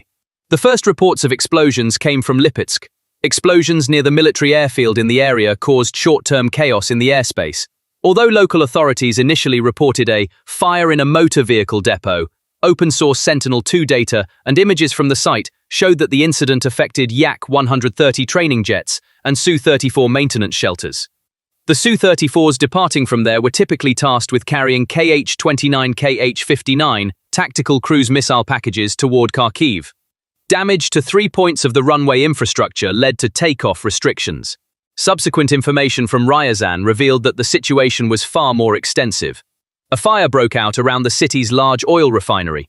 The speed and intensity detected by NASA-VIR's infrared sensors confirmed a temperature profile consistent with fully loaded crude oil tanks, as reported by civilian monitoring networks. At the same time, explosions were heard over the strategically important Dyagilevo military airfield. This base is known as one of the main hubs for Russia's long-range bombing capabilities. It is estimated that the base's fuel supply infrastructure could be operational again within 6 to 8 weeks. Considering Russia's Tu-22M3 maintenance rotation schedule, the missile salvo capacity over the Black Sea will experience at least 2 full sorties of downtime. In the Voronezh region, intense explosions lit up the night sky. Local sources reported that the flames rising in the area appeared after Russia's air defense systems were activated. This indicates that the attacks resulted in both direct hits on targets and secondary effects caused by air defense. One of the heaviest damages occurred near Samara. Ukrainian drones struck the Novokoybishevsky refinery, owned by state energy giant Rosneft. Located just 19 kilometers outside the city center of Samara, this facility is one of Russia's largest and most critical refineries. Fuel produced here is pumped into export pipelines, sent to military fuel depots, and forms the backbone of regional logistics. The facility, which is subject to US sanctions, was engulfed in a massive fire after being hit. Following the attack, Samara Airport was closed to flights, and mobile internet was cut off in the area. Firefighters began emergency response efforts to protect Rosneft's remaining assets. 2 of the 3 reactor groups in the CDU-VDU line, which has a daily processing capacity of 200,000 barrels of crude oil, were shut down. The damage, which is expected to take more than a week to repair, is estimated to cost Rosneft $32 million in daily revenue. Not only local production but also fuel flows to Black Sea ports via the Volga Basin have decreased by 10%. The diversion of RZD freight trains operating in the same corridor to secondary routes for diesel refueling is directly affecting the speed of artillery and ammunition convoys advancing to the front. In the medium term, this logistical pressure will reduce the supply frequency to the Zaporizhia-Donetsk front. Another location attacked was Penza. The target here was the Elektra Pribor facility, a critical component of the Russian military-industrial complex. This factory produces digital network equipment used in military control systems, as well as high-precision devices for aircraft, armored vehicles, warships, and even space vehicles. The Primorsko-Atarsk military airbase on the Azov Sea coast was targeted by Ukrainian drones. However, this was not an ordinary base attack. Because Primorsko-Atarsk is not just a runway, it is one of the main coordination and launch centers for Russia's Shahed and Geran-type suicide drone attacks against Ukraine. Iranian-made Shahed 136s and Russian-made Geran 2s have been taking off from this base for months, striking Ukraine's energy infrastructure, grain terminals, schools, and civilian areas. Russia viewed these unmanned vehicles as a strategic advantage, low cost, difficult to detect, and effective in psychological warfare. But Ukraine has now turned its attention to the source of this threat. The attack was multi-layered and highly accurate. Within minutes, both the launch pads and the areas where the drones were stored were engulfed in flames. The strikes on the runway completely halted takeoff operations. Widespread explosions occurred in fuel and ammunition storage areas. The most striking information, however, emerged as Russia attempted to conceal the extent of the damage. NASA's MODIS and VIR's satellites revealed the reality that the Kremlin sought to hide. They simultaneously recorded multiple fire points over Primorsko-Ahtarsk. The Ukrainian security service stated that the target of the attack was not only the runway but also drone storage facilities and command infrastructure. The shelters, which were started to be built in late 2024 and designed to protect unmanned aerial vehicles from air attacks, were likely among the targeted sites. However, the problem is that these structures were built based on the principles of rapid production and low cost. Therefore, they were not resistant to drone attacks. Those shelters are now burning, emitting a red light into the dark night. A video circulating online and quickly going viral clearly shows Ukrainian-made long-range unmanned aerial vehicles striking the Shahed ammunition depot in Primorsko-Ahtarsk with pinpoint accuracy. The SBU has officially confirmed the authenticity of the footage. Russia not only lost the exit route for the martyrs, but also found its drone superiority shaken, because Primorsko-Ahtarsk was the closest attack platform to the northern coast of the Black Sea. The drones launched from there targeted cities such as Odessa, Mykolaiv, Zaporizhia, and Dnipro. Now this exit point is largely non-functional. At the same time, explosion sounds were heard along the eastern coast of Crimea, near Feodosia. Ukrainian drones targeted a large oil storage facility in Feodosia. The area was engulfed in flames. This facility was one of the key centers for fuel distribution along the Black Sea coast. The explosions were followed by huge fires, and the area was evacuated. The attack did not stop there. New explosions were heard near Kerch, and the Crimean bridge was immediately closed to traffic. This means that Russia's most important land supply route to Crimea has been temporarily cut off. The security risk level was raised, and both vehicle and train traffic on the bridge were suspended. The success of these attacks is not only due to Ukraine's technological advances, but also to fundamental weaknesses in Russia's air defense architecture. These weaknesses are particularly evident in the concept of radar saturation. Every radar system has a certain tracking and target separation capacity. Especially when multiple targets, with low radar cross-sections, approach simultaneously from different directions, the system's tracking memory, signal processing circuits, and data link traffic can quickly reach a saturation point. This is exactly what happened on the day of the attack. Despite appearing to be an ordinary factory, it integrated a sensor network spread across the field, images from reconnaissance satellites, and unmanned systems on the front lines, all under one roof. This attack came just a few days after another attack on July 26th, and there was a direct connection between the two operations. On July 26th, another attack was carried out on an electronic warfare signal factory near Krasnodar. This shows that targeting industrial complexes that produce low-cost, high-production capacity electronic systems for modern warfare and supply the front lines can bring thousands of times the profit. The greatest strategic success of this operation was that Lyuty hit its targets with pinpoint accuracy, thanks to its long range and high destructive power. At this point, the accurate identification and instantaneous striking of targets shows how successfully Ukraine's war strategy is working. The drone's ability to evade Russia's air defense systems by using deceptive radar signals and then immediately retreat has increased the speed and efficiency of such operations.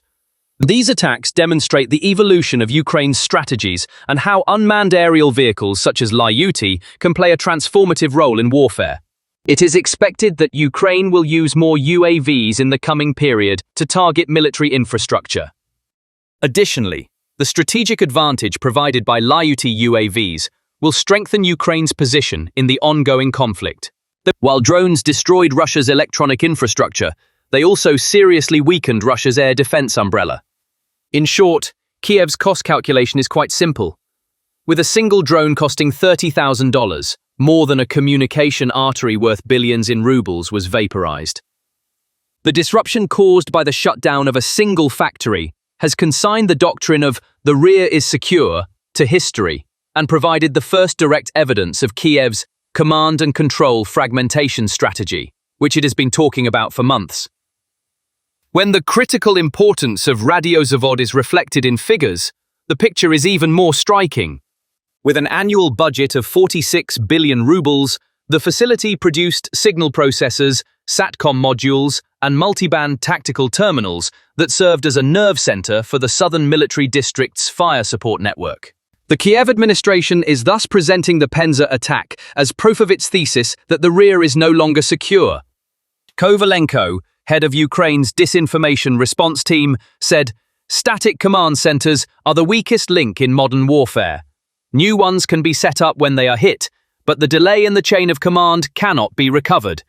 The Moscow front, as in previous attacks, claimed that there was no critical damage. However, the complete shutdown of mobile internet in the Penza region 2 hours after the explosion indirectly confirmed that the local defense network's cloud-based control had been damaged. Although the disruption in civilian traffic was presented as a countermeasure against unmanned systems, the access points for the packets controlling the field drones were also operating through the same cloud. The intertwined structure of the defense network blinded the entire short-range hunter drone network in the region with the burning of a single factory. On a strategic level, the real question is how long it will take to repair the gap in Penza Timis. Modern command centers require tens of thousands of network devices, thousands of critical personnel, and months of integrated testing. Much of Rostek's supply chain is still dependent on Chinese components, and with the global semiconductor shortage continuing, the most optimistic estimate for setting up new facilities is 6 months. This means that the electronic backbone that carries the war effort will remain fragile for a long time. The Kremlin may try to patch up the interior by withdrawing personnel from Donbass or Luhansk, but this would create a gap in frontline experience and reduce field capabilities. In short, the personnel distribution has become a patchwork quilt, with another tear appearing wherever you touch it. To predict the operational effects, it is useful to look at similar historical cases. In World War II, the Allied tidal wave raid on the Ploeshti oil fields did not stop Nazi Germany's tanks at once, but it did condemn its fuel supply chain to chronic weakness. While the Penza attack did not destroy Russian firepower, it is pushing data flow into a long-term crisis. No matter how high the adaptability of field tactics may be, delays in the command network accumulate day by day, creating a multiplier effect on efficiency losses. The issue is no longer the number of drones, but a sustained network disruption strategy. Radio jamming modules, artificial GPS signal generators, and passive radar networks are at the top of the order list. Thus, Kiev aims to complete its strategic encirclement through information networks by exerting high-tempo pressure not only on the front lines, but also on Russian internal lines. This approach directly undermines the Kremlin's conventional superiority by transforming the classic artillery tank-centric war into an algorithmic nerve war. The picture is incomplete when the economic dimension is ignored. The production line in Penza accounted for approximately 9% of Rostek's defense electronics revenue. The factory will remain closed for months at best.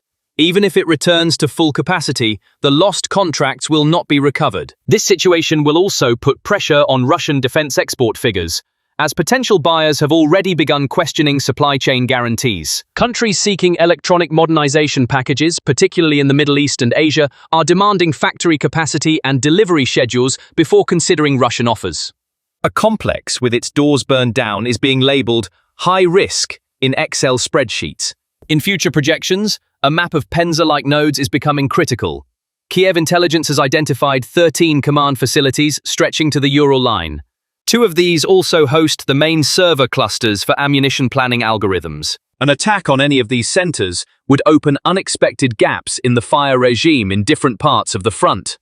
Russian military planners are faced with 2 options: invest in fixed facilities or establish more dispersed but capable mobile centers. The first option means long-term gaps when hit, while the second means high mobility costs. The internal debate in Kiev has moved beyond the dilemma of whether to prioritize ground forces or electronic warfare.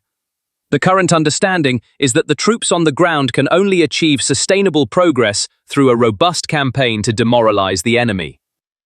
Indeed, as seen in the example of Penza, as soon as the advance of the front is directly linked to the collapse of the command network, the cost-benefit graph shifts in Kiev's favor. The record distance of 1,000 kilometers achieved in drone production has proven in practice that no region of Moscow's hinterland is protected. At this point, the Kremlin's problem is reduced from the question of how was it hit to how quickly can it be replaced. The answer, which revolves around logistics, technical personnel, component supply, morale and politics, intersects with the economic dilemmas that Russia is currently struggling to resolve. A budget model reliant on energy exports for foreign exchange revenue limits the resources that can be redirected to high-tech C4ISR segments. Semiconductor production capacity remains constrained, and import alternatives are trapped in sanctions networks. Thus, what burned to the ground in Penza was not just a factory. It was also the Kremlin's narrative about its technological substitution capacity. Western allies are more willing to open the supply taps when they see that electronic warfare-focused aid has immediate results on the ground. When integrated with long-range air defense systems, this support will enable Ukraine to control the tempo of its offense and defense. Penza was only the first step. The resulting landscape portends an unstable future for armies that rely on fixed command facilities. Russia must find new solutions to prevent attacks in order to protect its electronic lifelines. Otherwise, even if the front line is not defeated militarily, it could become effectively ineffective due to a lack of coordination. This question will determine not only Moscow's war capabilities, but also the general course of the conflict. Because when the flow of information is cut off, the artillery falls silent, and even the most modern armored vehicle becomes a motionless pile of metal. In summary, the collapse of the Penza radio plant due to a drone attack exposed the fragility of Russia's command and control architecture. The destruction of the factory not only disrupted data flow, but also directly impacted frontline ammunition planning. A 12% capacity loss in the logistics chain was reported, including the backup fiber line in Volgograd. This disruption serves as the first major on-the-ground evidence of Ukraine's strategy of targeting rear area nodes using long-range unmanned systems, marking a turning point that permanently calls into question Moscow's war management capabilities. How long do you think the Kremlin will take to repair this nerve-wracking breach, or is the next phase of the war just beginning here? Share your thoughts in the comments. Don't miss out on these in-depth analyses. Subscribe to the channel, turn on notifications, and like the video. See you in the next broadcast. The 92 N6E engagement radar linked to the S-400 Triumph air defense system over Lipetsk was attempting to track targets approaching its area, while simultaneously monitoring similar UAV types arriving from the Ryazan direction via the network. This is because these systems are tasked with ensuring the tracking of regional threats through centralized data sharing. However, this workload reduced the radar's target update frequency, exceeding the system's simultaneous tracking capacity. Instead of tracking incoming target clusters individually, the radar began to perceive them as cluttered clusters. In this scenario, the radar experiences delays in threat verification, engagement time increases, and coordination with defense missiles is delayed. Result: some UAVs pass undetected, some advance without being hit. Even more striking, reports leaked from security sources in Baikonur revealed that the Nebo MVHF early warning radar, the backbone of the early warning layer covering Ryazan and its surroundings, was undergoing technical maintenance during the attack. This radar is one of the few systems capable of detecting low-altitude and low RCS targets from long ranges. However, when it was out of service, the area was left virtually blind. The early warning time was reduced and the reaction window to targets narrowed.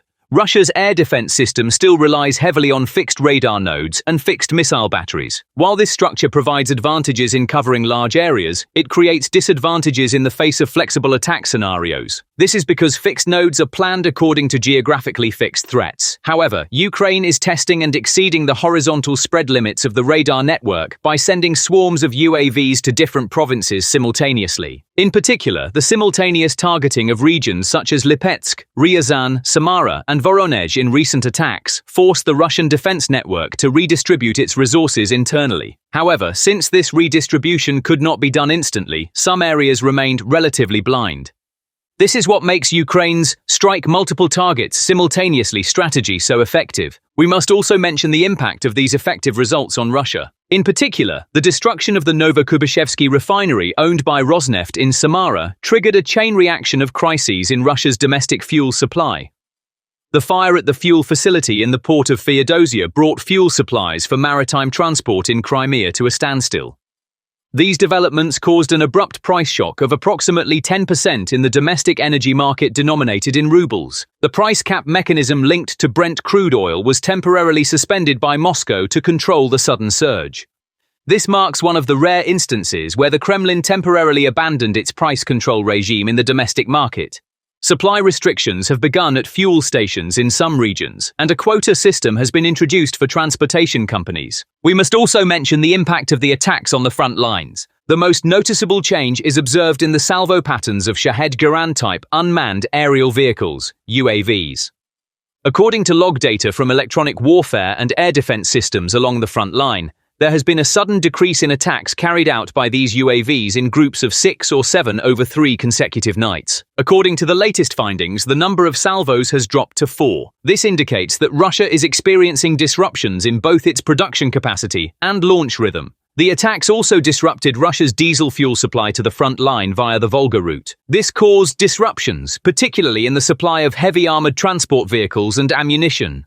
The direct impact of this was observed in the intensity of fire from Russian artillery units.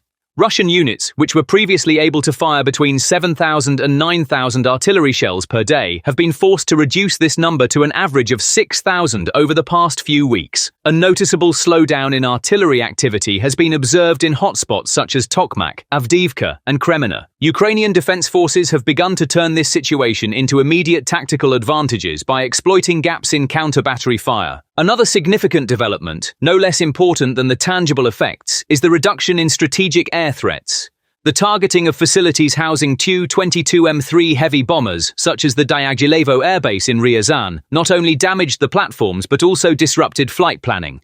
Due to increased security risks in the areas where Tu-22M3s are stationed, the number of sorties by these aircraft has decreased significantly.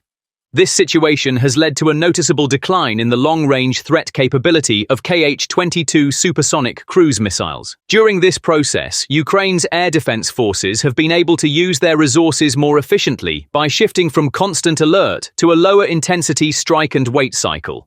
The moral dimension is also not to be underestimated. The Tu-22M3s were considered one of the symbols of Russia's strategic deterrence. Their withdrawal from the field or more limited flight operations reinforce the feeling among troops on the front lines that support from behind is weakening.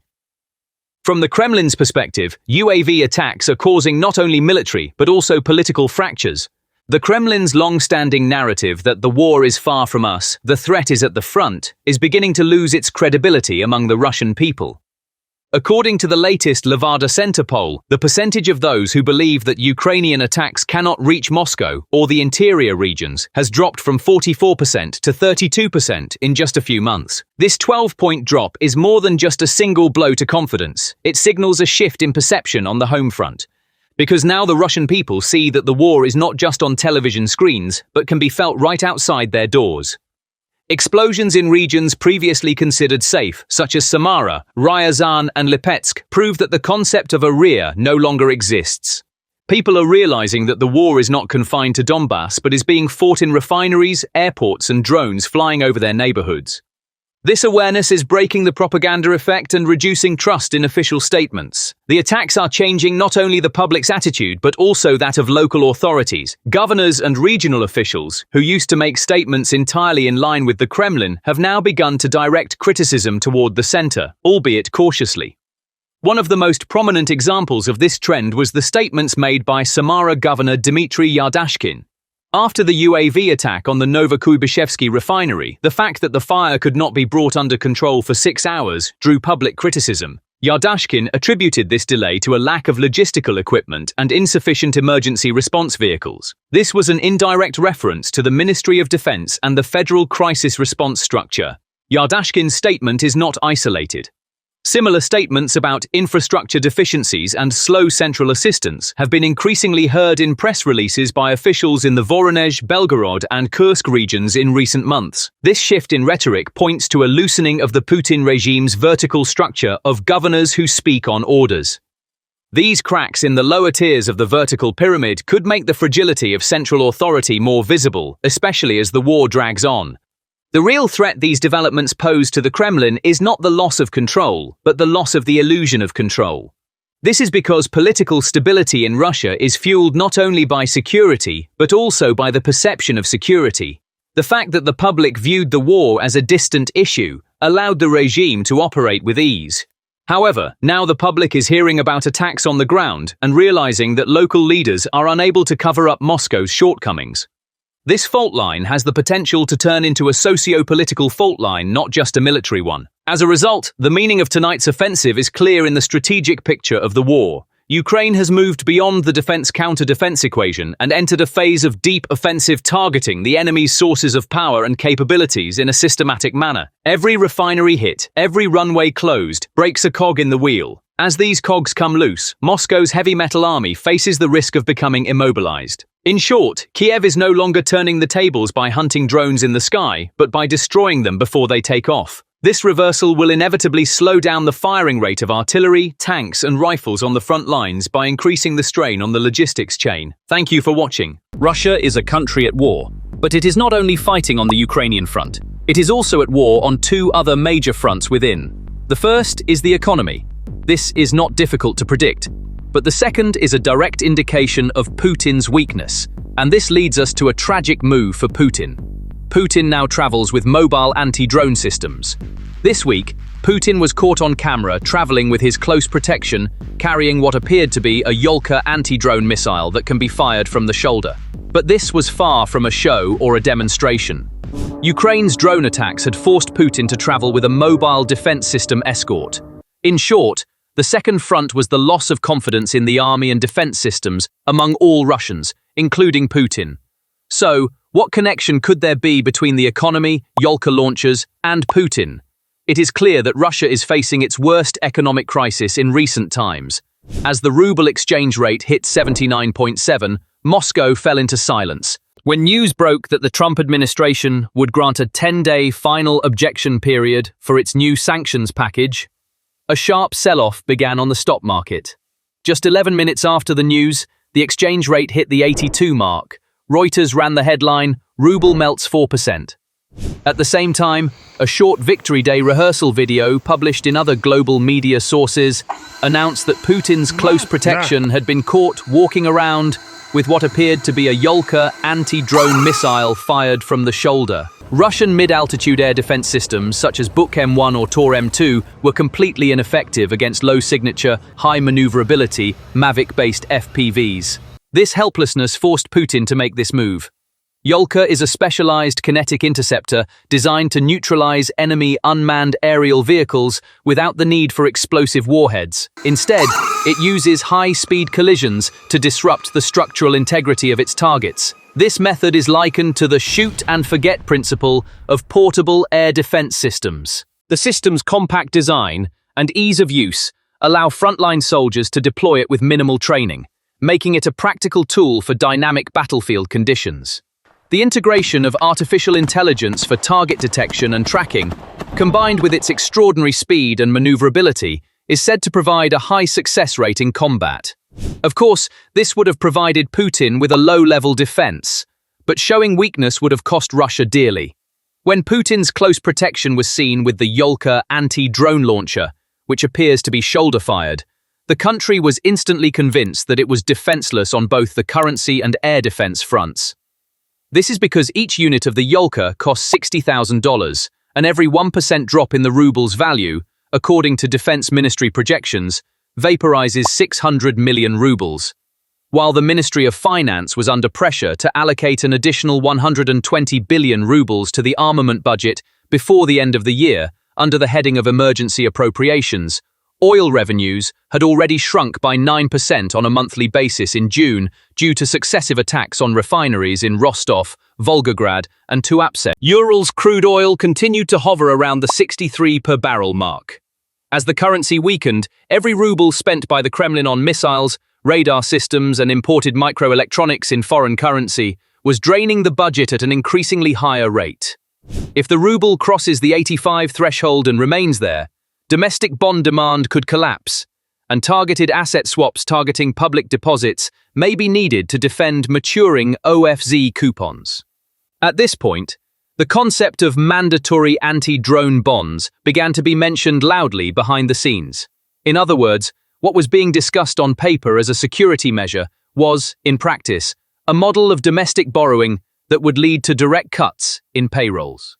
The fundamental reason why financial technocrats put such a harsh scenario on the table was the absence of any reserve item to replace the petrodollars that the war economy had swallowed in 2 years. This is because oil flows are being sold at a discount due to sanctions reductions, and physical production loss data from pipeline refinery nodes hit by Ukrainian drone swarms can no longer be concealed. The Russian Energy Agency withdrew its latest statistical report for the second time, citing the need for updates. However, Kaunas-based Global Comtrade Satellite Infrared Analytics measured the intensity of smoke plumes in the country last month, at 27% lower than in the same period in 2021, providing clear evidence of the decline in production. In such a scenario, the classic recipe to stabilize the ruble would have been a rate hike, but this was not feasible, as it would have further strained the treasury, which is already struggling to fund military expenditures. The Russian central bank could only raise the funding rate by 50 basis points by the end of June. However, exchange rate expectations entered a tragic breakaway psychology. Ruble USD futures moved to 87.5 in the offshore over-the-counter market, while CDS spread widened by 60 points in a week. The collapse felt by citizens in their daily lives was much more direct, as the foreign exchange card limit, mandatory for payments for imported medicines and car parts, was reduced twice in the state-owned Sberbank app. At the same time, a maximum limit of 3 packages was imposed on sugar and sunflower oil shelves in food chains. As Rosstat gave up updating its inflation basket, the official annual rate stood at 8%, while civilian economists' measurements pointed to 18%. The difference at the bottom was now closed by rumours of preventive bond deductions from payrolls. A draft revision prepared by the State Duma Finance Committee would nationalize 3% of citizens' bank account balances in the form of digital financial assets if the ruble falls below 85 for 3 consecutive business days, transferring the funds to the Defense Ministry's procurement fund. In exchange, bonds with a 4% ruble interest rate over 5 years will be issued, effectively creating a mandatory savings scheme with a negative real return, similar to the Soviet-era reward savings certificates. Technical justification: the rapid proliferation of Yolka-like kinetic anti-drone systems, as electronic jamming has failed, and the cheap FPV swarm tactics experienced with Iranian-made Shahed variants have disrupted Russian air defense plans. The doctrine of locking onto targets emitting intense radar signals, as employed by medium-altitude units like the Buk M1 or Tor M2, proved completely ineffective against low-signature, high-maneuverability, Mavic-based FPVs. As a result, the Defense Ministry turned to Yolka missiles, which must be paid for in foreign currency. However, as the ruble collapsed, defense spending ballooned, with 57 billion rubles already spent on anti-drone measures in the first 5 months of the year. The 120 billion ruble supplementary budget requested at the end of July drew criticism even from Parliament. Economists say that with foreign currency borrowing increasing exponentially and Russia being the only country selling at a discount despite the price of Brent crude, the only option is to expand the tax base or devalue the ruble in a controlled manner and tighten the budget in the domestic cycle. But as the Putin administration enters an election year, it finds it unthinkable to cut military spending. This reinforces the ruble's vulnerability. Indeed, Trump's decision to reduce the objection period from 180 days to 10 days and the clarification that SWIFT restrictions will also cover derivative products has pushed Moscow's financial corridor into a tighter corner than in 2014. Accompanying this, Ukraine's low-cost, high-density drone strategy has set fire to oil storage tanks, ammunition depots, and even the Rostov-Volgograd railway junction. The reconstruction bill is denominated in foreign currency, while the oil you sell is discounted in rubles, creating a double-edged scissors effect. The decline in the central bank's foreign exchange reserves from $320 billion to $213 billion is the liquidity side of this scissors. In addition, 1/3 of the reserves are blocked abroad, and the rest is in yuan and gold, so the coffers are even emptier for imports that require hard currency, such as the Yolka missile. International research groups CSIS and RAND state that as the ruble weakens, relying on expensive kinetic solutions is pushing the Kremlin into an unsustainable spiral in both its balance sheet and supply chain, while burning foreign exchange to cover failures in electronic warfare is accelerating economic deterioration. While heroic epics play out on Russian television, the real crisis is felt in the streets and at the grocery store, where North Caucasus oil workers have not been paid since March. Eurovagonzavod subcontractors have begun paying their advance fees with concrete and iron left in warehouses instead of rubles, and the spot price of steel has risen in ruble terms but fallen in dollar terms, because currency depreciation is driving up raw material costs. The clear picture emerging from this first paragraph is as follows. As the ruble becomes a suspended currency on the foreign exchange front, the image of a bodyguard carrying Yolka on his shoulders in the air is a confession that even cheap FPVs can penetrate the prestige armor of the Commonwealth of Independent States Army. Thus, economic devaluation and security devaluation collided on the same symbolic day, and Russia's war machine is now engaged in a two-front panic struggle, not only on the front lines, but also within its own internal cycle. The fragility of the ruble can no longer be read from daily charts, but from the sparseness of smoke rising from factory chimneys. This is because in the first 24 hours after the exchange rate climbed from 82 to 84, 9 companies linked to the manufacturing index on the Moscow Stock Exchange suspended trading. But even the central bank's move to impose quotas on spot currency demand before the weekend could not slow the meltdown of reserves. This is because export invoices are being settled in a dollar-yuan basket, while import banking still demands convertible foreign currency. Moreover, the Defense Ministry requires a foreign currency deposit to import Israeli-made infrared sensors via a third country for the Yolka line, which adds an extra 600 million rubles to the budget for every 1% depreciation of the ruble. Calculations made at the end of July indicated that the ruble's 17% depreciation, compared to the beginning of the year, would result in an additional 10.2 billion rubles in costs for the anti-drone budget. Moreover, the Armenia-Georgia transit route, which the Kremlin has designated as a critical import corridor, slowed by 38% in February and March transfers due to a swift warning from regional banks, seeking to avoid being added to Washington's secondary sanctions list. Therefore, while the request for an additional 120 billion rubles was being discussed in the Duma, the Treasury was forced to open an OFZ auction worth 950 billion rubles on the domestic debt market. But when forward buyers demanded foreign currency-based swaps instead of trusting the ruble, the yield curve steepened. The 10-year coupon hit 13.2%, the highest level since the 2020 pandemic shock, making it impossible to refinance social spending funds. This is because the budgets for education, health, and pensions total 7 trillion rubles annually, while defense spending has exceeded 11 trillion rubles. This is where the idea of imposing mandatory anti-drone bonds on payrolls came into play. According to the Finance Ministry's draft, if the exchange rate remains above 85 for 3 business days, 3% of all employees' net income will be deducted and converted into 5-year bonds that cannot be redeemed early and are not indexed to inflation. The central bank will record this item on its balance sheet as a mandatory social participation instrument. The real return will certainly be negative, but the bureaucracy hopes that it can be sold as a direct contribution to national defense. To make up the difference, Moscow is covering the freight insurance for India, but premiums have risen 40% due to the currency shock. As a result, the income statement is melting away, with the budget deficit reaching 2.8 trillion rubles in the first half of the year, compared to a target of 3.2 trillion rubles for the year. In other words, the projected deficit was almost filled in the 6th month. On the social front, wages and prices are spiraling upward.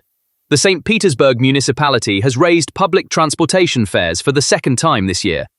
Electricity subsidies have been lifted in the Far East. Bread producers in the Kurgan region are begging for flour coupons. The tax office is demanding advance VAT payments. Physical cash shortages have begun.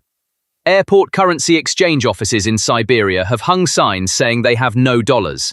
This is because the central bank is keeping cash transfers to regional branches under pressure. Even transfers of precious metals, which importers call the grey corridor, have been disrupted due to the Black Sea insurance ban imposed by the Karachokrak logistics company. While the Kremlin may describe this situation to the public as temporary pressure, there are no traditional tools left to defend the ruble. Raising interest rates would strangle the budget, selling reserves to buy foreign currency would be a mistake under sanctions, and increasing production by bypassing OPEC plus quotas is impossible due to refinery repairs. The only realistic option is to keep the ruble in a position of slow but steady depreciation. But since the war economy has a high share of imported inputs, this gradual devaluation is multiplying input inflation. As the vicious cycle spins full circle, the expensive kinetic panic symbolized by Yolka orders is creating even higher foreign exchange needs. Therefore, the ruble is falling, import bills are growing, the budget deficit is widening, and the ruble is falling again. International investment banks' Moscow desks are no longer providing exchange rate forecasts. The risk of a political decision shock is adding to the negative outlook. Fitch changed its rating outlook to negative even before revising the rating. Russia's 2026 maturity Eurobond traded at a 17% yield in mid-July. In other words, the market fears that the government will not be able to find foreign exchange even 3 years from now. Domestically, businesses are opening ruble-yuan swap accounts at Chinese banks and accumulating funds there instead of transferring profits directly. However, since yuan cannot be spent within Russia, investments are fleeing abroad in physical form. This is drying up the capital stock. From a military perspective, the Yolka image is not just about protective aesthetics. It is a declaration of bankruptcy for the army's electronic jamming solutions. This is because the anti-drone jammers produced by KRET at its St. Petersburg factory used lithium cells sourced from Taiwan. Imports were restricted and production declined. The old model jammers with thick walls were heavy on the front lines and had limited range, so they were replaced with expensive, single-shot kinetic interceptors fired from the shoulder. 70% of the supply contract signed for the Yolka stock is denominated in foreign currency, while the ruble has lost 12% since June, and the 600 million ruble/% rule is hitting hard here. While CSIS's latest report uses the term unsustainable loss budget spiral, the RAND scenario predicts that if the ruble reaches 90, the Ministry of Defense will request an additional 250 billion rubles. This is because every item in the supply plan is dependent on imports. The opposite effect is seen on the Ukrainian side. The dollar-based cost of drones remains fixed, while Russian defense purchases in rubles are becoming more expensive. Thus, the low-cost high-loss equation is widening in Kiev's favor. In other words, as the ruble weakens, the price of Yolka rises, and as Yolka orders increase, the pressure for additional budget allocations further undermines currency expectations. On the streets, the people's fundamental question is clear. Will the government save the falling drone or the melting ruble? As traditional tools to curb the exchange rate are being phased out one by one, the tremors that began in the lower echelons of the economy are now reflected in official figures. A 10% decline in non-oil and gas revenues was announced for the July-September period. However, because the average exchange rate in the month in which the tax was collected did not match the import bills immediately following that month, the Ministry of Finance was forced to create a new item in the budget called Exchange Rate Shock Compensation. This means that every time the ruble weakens, an additional subsidy is created for the same tax unit, and that subsidy in turn creates a need for foreign currency. Thus, the ruble is depreciating rapidly, not only due to external pressure, but also due to the internal mechanisms of public finance. Moreover, oil revenues are shrinking not in terms of turnover, but in terms of profit. This is because shadow fleet insurance has become more expensive, and the Urals discount has deepened. The re-export corridor through Finnish and Baltic ports has closed. This has dragged down foreign exchange inflows, which are the lifeblood of the war economy. On top of that, FPV fleets supported by Ukroboronprom caused 5 separate fires in storage tanks in Novorossiysk in July and August. Transneft's emergency repair fund has been exceeded by 50%, and the company has for the first time requested an advance directly from the budget instead of bonds. It thus entered into competition with the Ministry of Defense. When both were forced to ask the central bank for rubles, the monetary base swelled. Inflation returned to double digits in October. Rosstat labeled this as energy distribution costs, but market shelves showed that true-type inflation exceeded 30%. To escape this vortex, Putin's administration is looking for new financial partners to whom it can pledge its traditional collateral, namely oil. But Chinese banks are accepting yuan rather than rubles due to concerns about secondary sanctions. The yuan is not fully convertible in the Russian domestic market, so barter and clearing proposals are on the table, but none of these can pay state workers' salaries or index increases for pensioners. Thus, while the economic channel is squeezing Moscow, the security channel is exerting the same pressure. The Ukrainian side, meanwhile, has shifted its target list to defense projects with high foreign currency requirements in order to squeeze the ruble-based defense budget. Drone attacks burned German-licensed machines at the Cosmos electro-optical satellite factory, and foreign currency is needed to bring in new ones, which requires new bonds, which in turn requires the value of the ruble. With each turn of the wheel, the fragility of the economy becomes more visible. And at the same time, the public is experiencing for the first time the reality that the cost of war is coming out of their own pockets. Every day, a 0.3% loss in value. Every night, cheap motorized FPVs rendering expensive kinetic yokers obsolete. Both the treasury and street morale are being consumed simultaneously.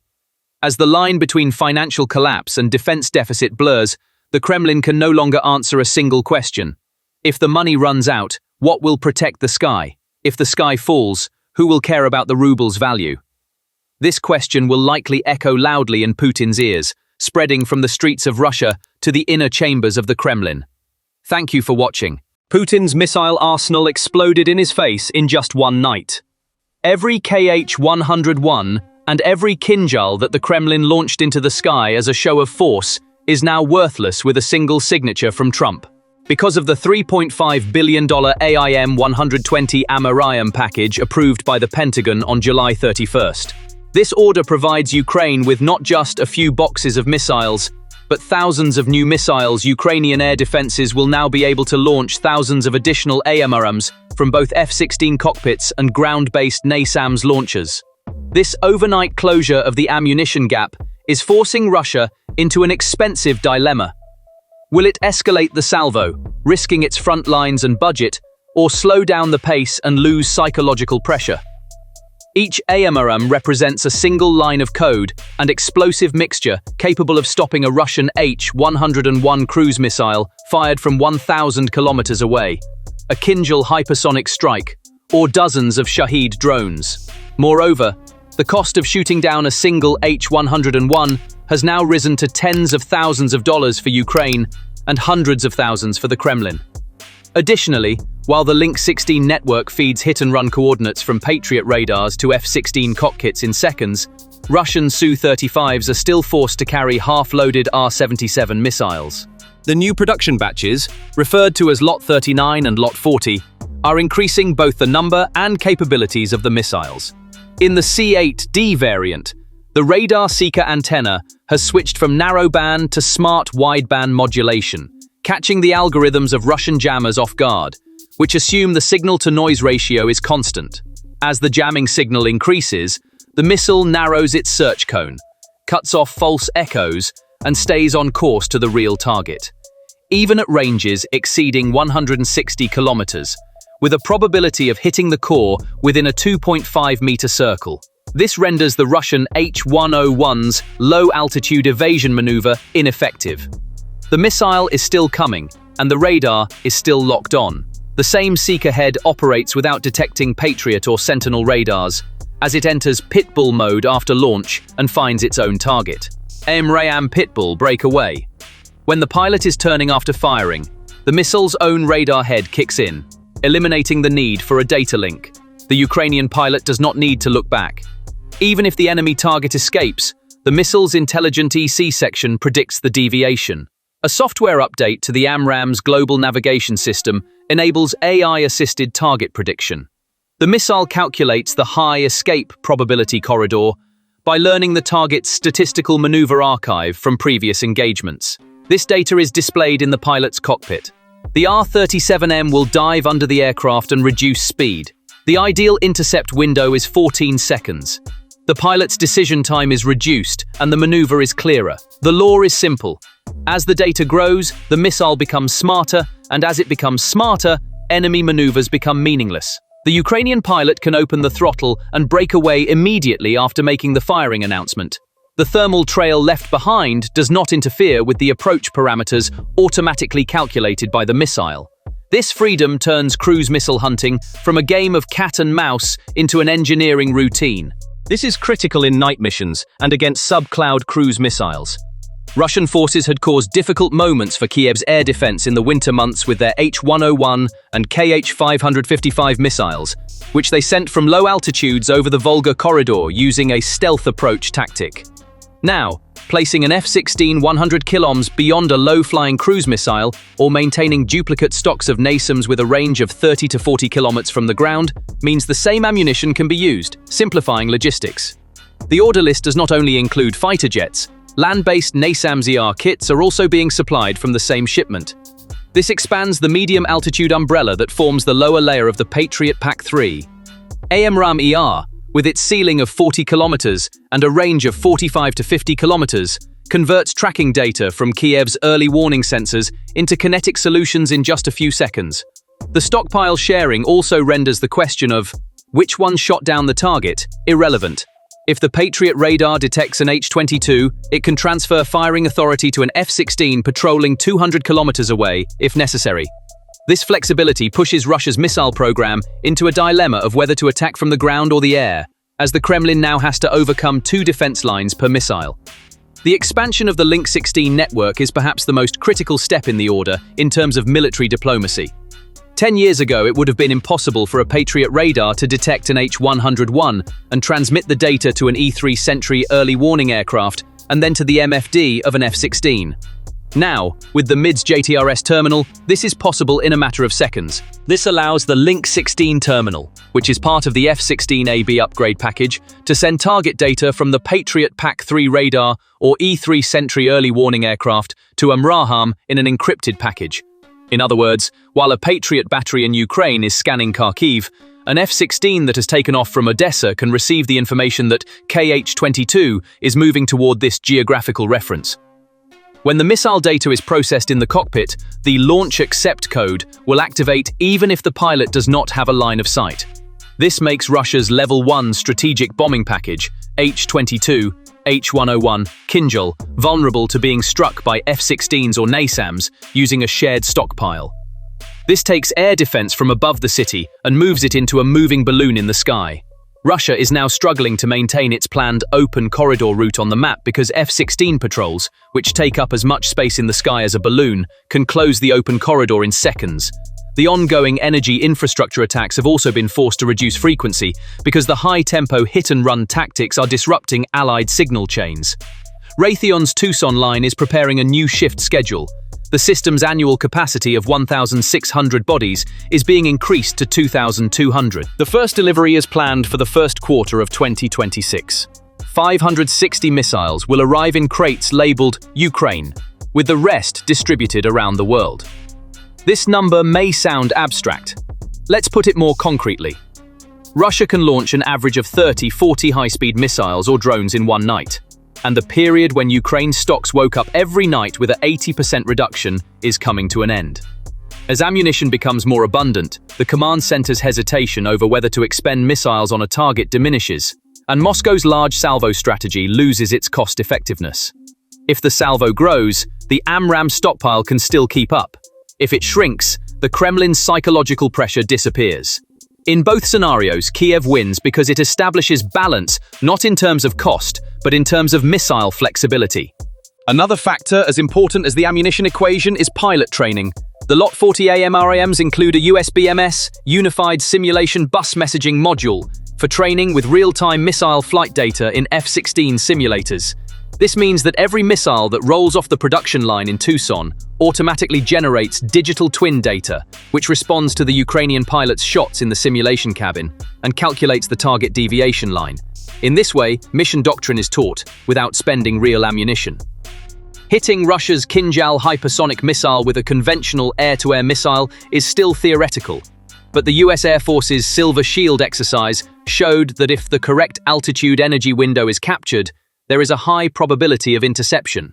The AMR-AMC-8 can extend its nominal range of 160 kilometers to 185 kilometers when fired at an altitude of 15,000 meters.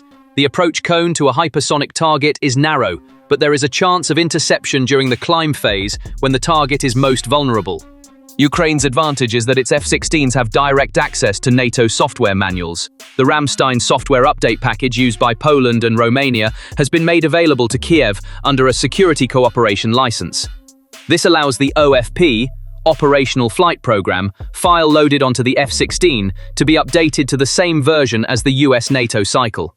Russia's OFP updates for the Su-35S are progressing slowly due to data transfer restrictions and difficulties in obtaining 16-nanometer processors. This will create an advantage for Ukraine when electronic warfare turns into a speed race. Russia's jamming superiority argument will be tested with the new software package.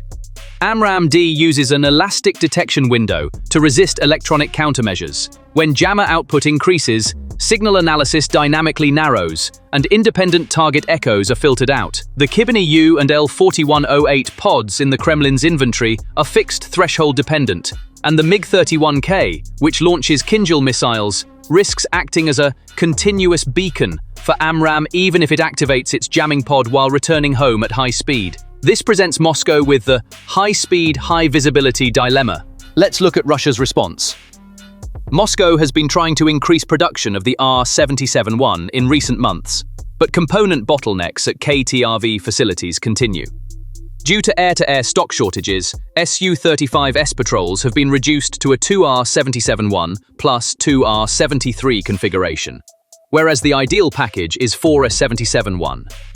This reduces the likelihood of a Russian pilot hearing the Fox 3 warning sound first in the event of an unexpected aerial encounter.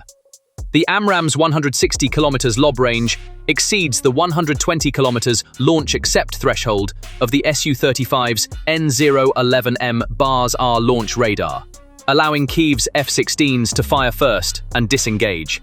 The NASAM's launcher kits included in the order are suitable for deployment on the front lines. Each launcher carries 6 AMRAAM missiles, and a battery of 4 to 8 vehicles can be formed with a mobile radar and command unit. They can move behind heavily mechanized units in a fly-plus formation, deploy on a truck trailer, and reach firing position in 6 to 7 minutes. This creates a mobile air bubble, protecting the rear of the front line in the Kharkiv or Chernihiv border regions. While Russia is engaged in artillery resupply efforts, additional risks emerge in the sky.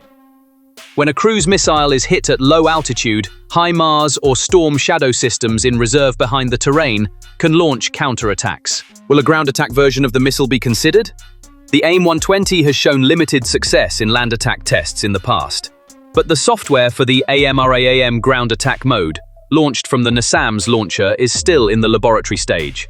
Nevertheless, engineers at the Pentagon believe that the C-8 Seeker can lock onto strong radar reflections thanks to its DBS, Doppler beam sharpening mode, which means that Russian S-300-400 batteries can be hit if their mobile radar is briefly inside the range. The technical risk is high, but the possibility of a low-cost radar killer solution could wear down Russian air defenses. So, will the F-16/AMRAAM combination completely eliminate the Russian cruise missile threat? No, but it raises the threshold. Moscow's monthly replenishment capacity for the H-101 is around 40 to 50. Ukraine can now fire 70 to 80 AMRAAM-ERs and 20 air-launched AMRAAMs in a single night. The mathematical pressure will either force the Russian side to stockpile or reduce the frequency of attacks. The second scenario is possible. Russia may reduce its firing tempo and switch to a prestige salvo model, because firing multiple salvos becomes expensive and ineffective, and the propaganda motive diminishes. Another layer to consider is the hypersonic scenario. With a speed of Mach 10, the Kinjal has been labeled uncatchable, but last year's Silver Shield exercise by the US Air Force showed different figures. The C-8, launched at an altitude of 15,000 meters, hit a Mach 6 target 100 kilometers away with a margin of error within telemetry. The Kinjal's climb peak curve starts at 20,000 meters, at which point its speed drops to Mach 3 to 4. If the correct angle and sufficient altitude window are achieved, the F-16 AMRAAM duo has a chance to intercept in that brief window we call the radar-sensitive moment. It's not impossible, but it requires meticulous energy management, which is why the training package is so important. The economic policy side of the order is also surprisingly strategic. The US Congress's decision to include 19 countries in a single order reduces the unit cost by 17% thanks to a joint order.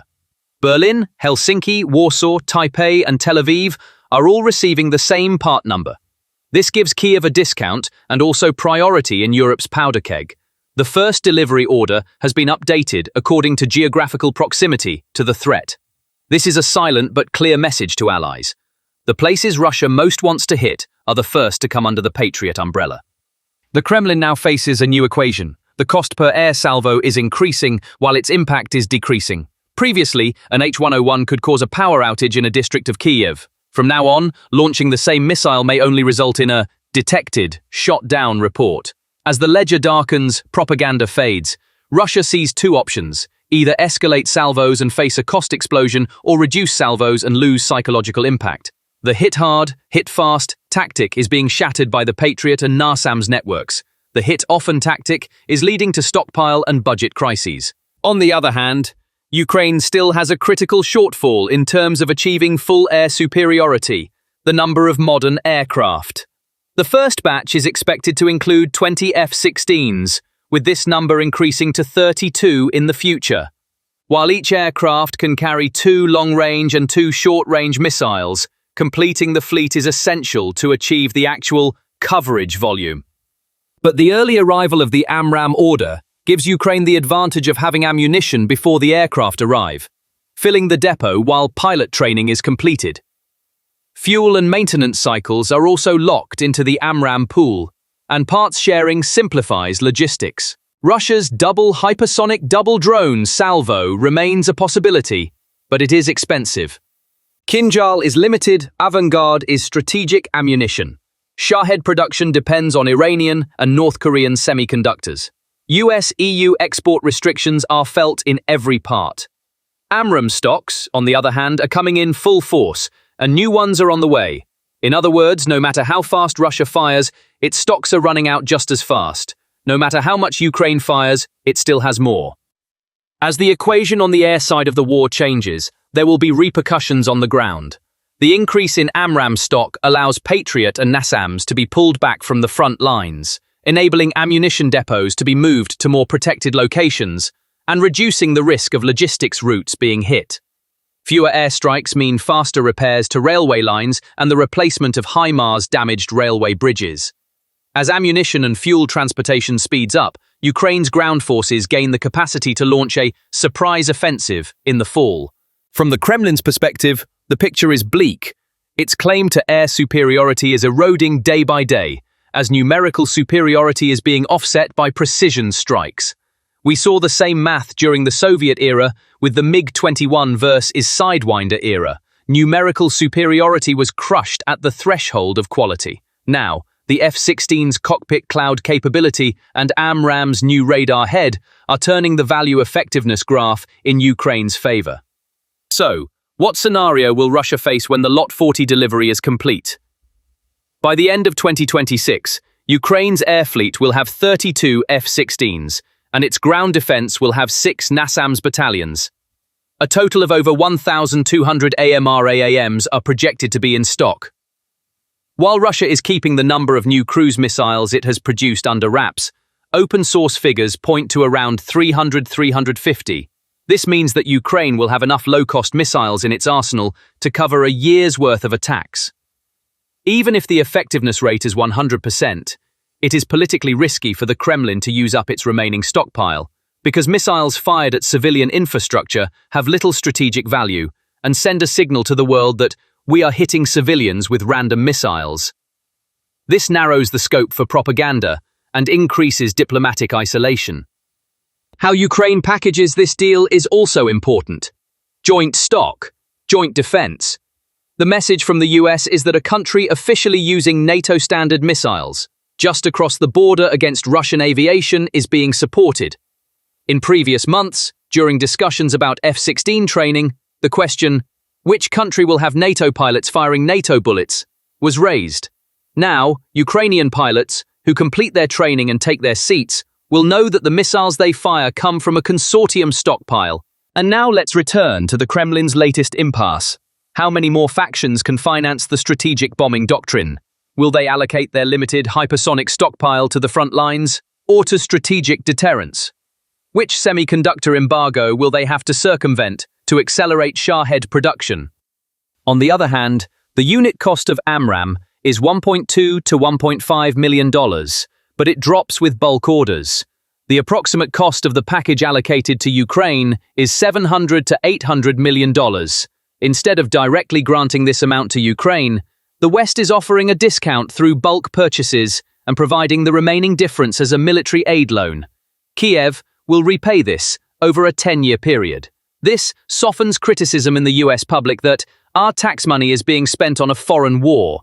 Defense industry employment increases, and the Tucson production line expands once again. Domestic politics provides indirect support to the foreign front. In conclusion, this massive AMRAAM order ties Ukraine's air defense umbrella to a single ammunition category, effectively grounding it and severely restricting Russia's attack model. F-16 pilots are now more prepared to fire without worrying about wasting missiles. Patriot, NASAMS operators are reducing concerns about additional ammunition for protecting civilian cities by sharing the same stockpile. And Moscow must once again calculate the cost-effectiveness equation with every new salvo decision. Do you think Russia can maintain its air attack tempo once Lot 40 deliveries are complete, or will it have to seek new tactics? Share your thoughts in the comments. Don't forget to subscribe and turn on notifications. Stay tuned for verified defense analyses from the front lines.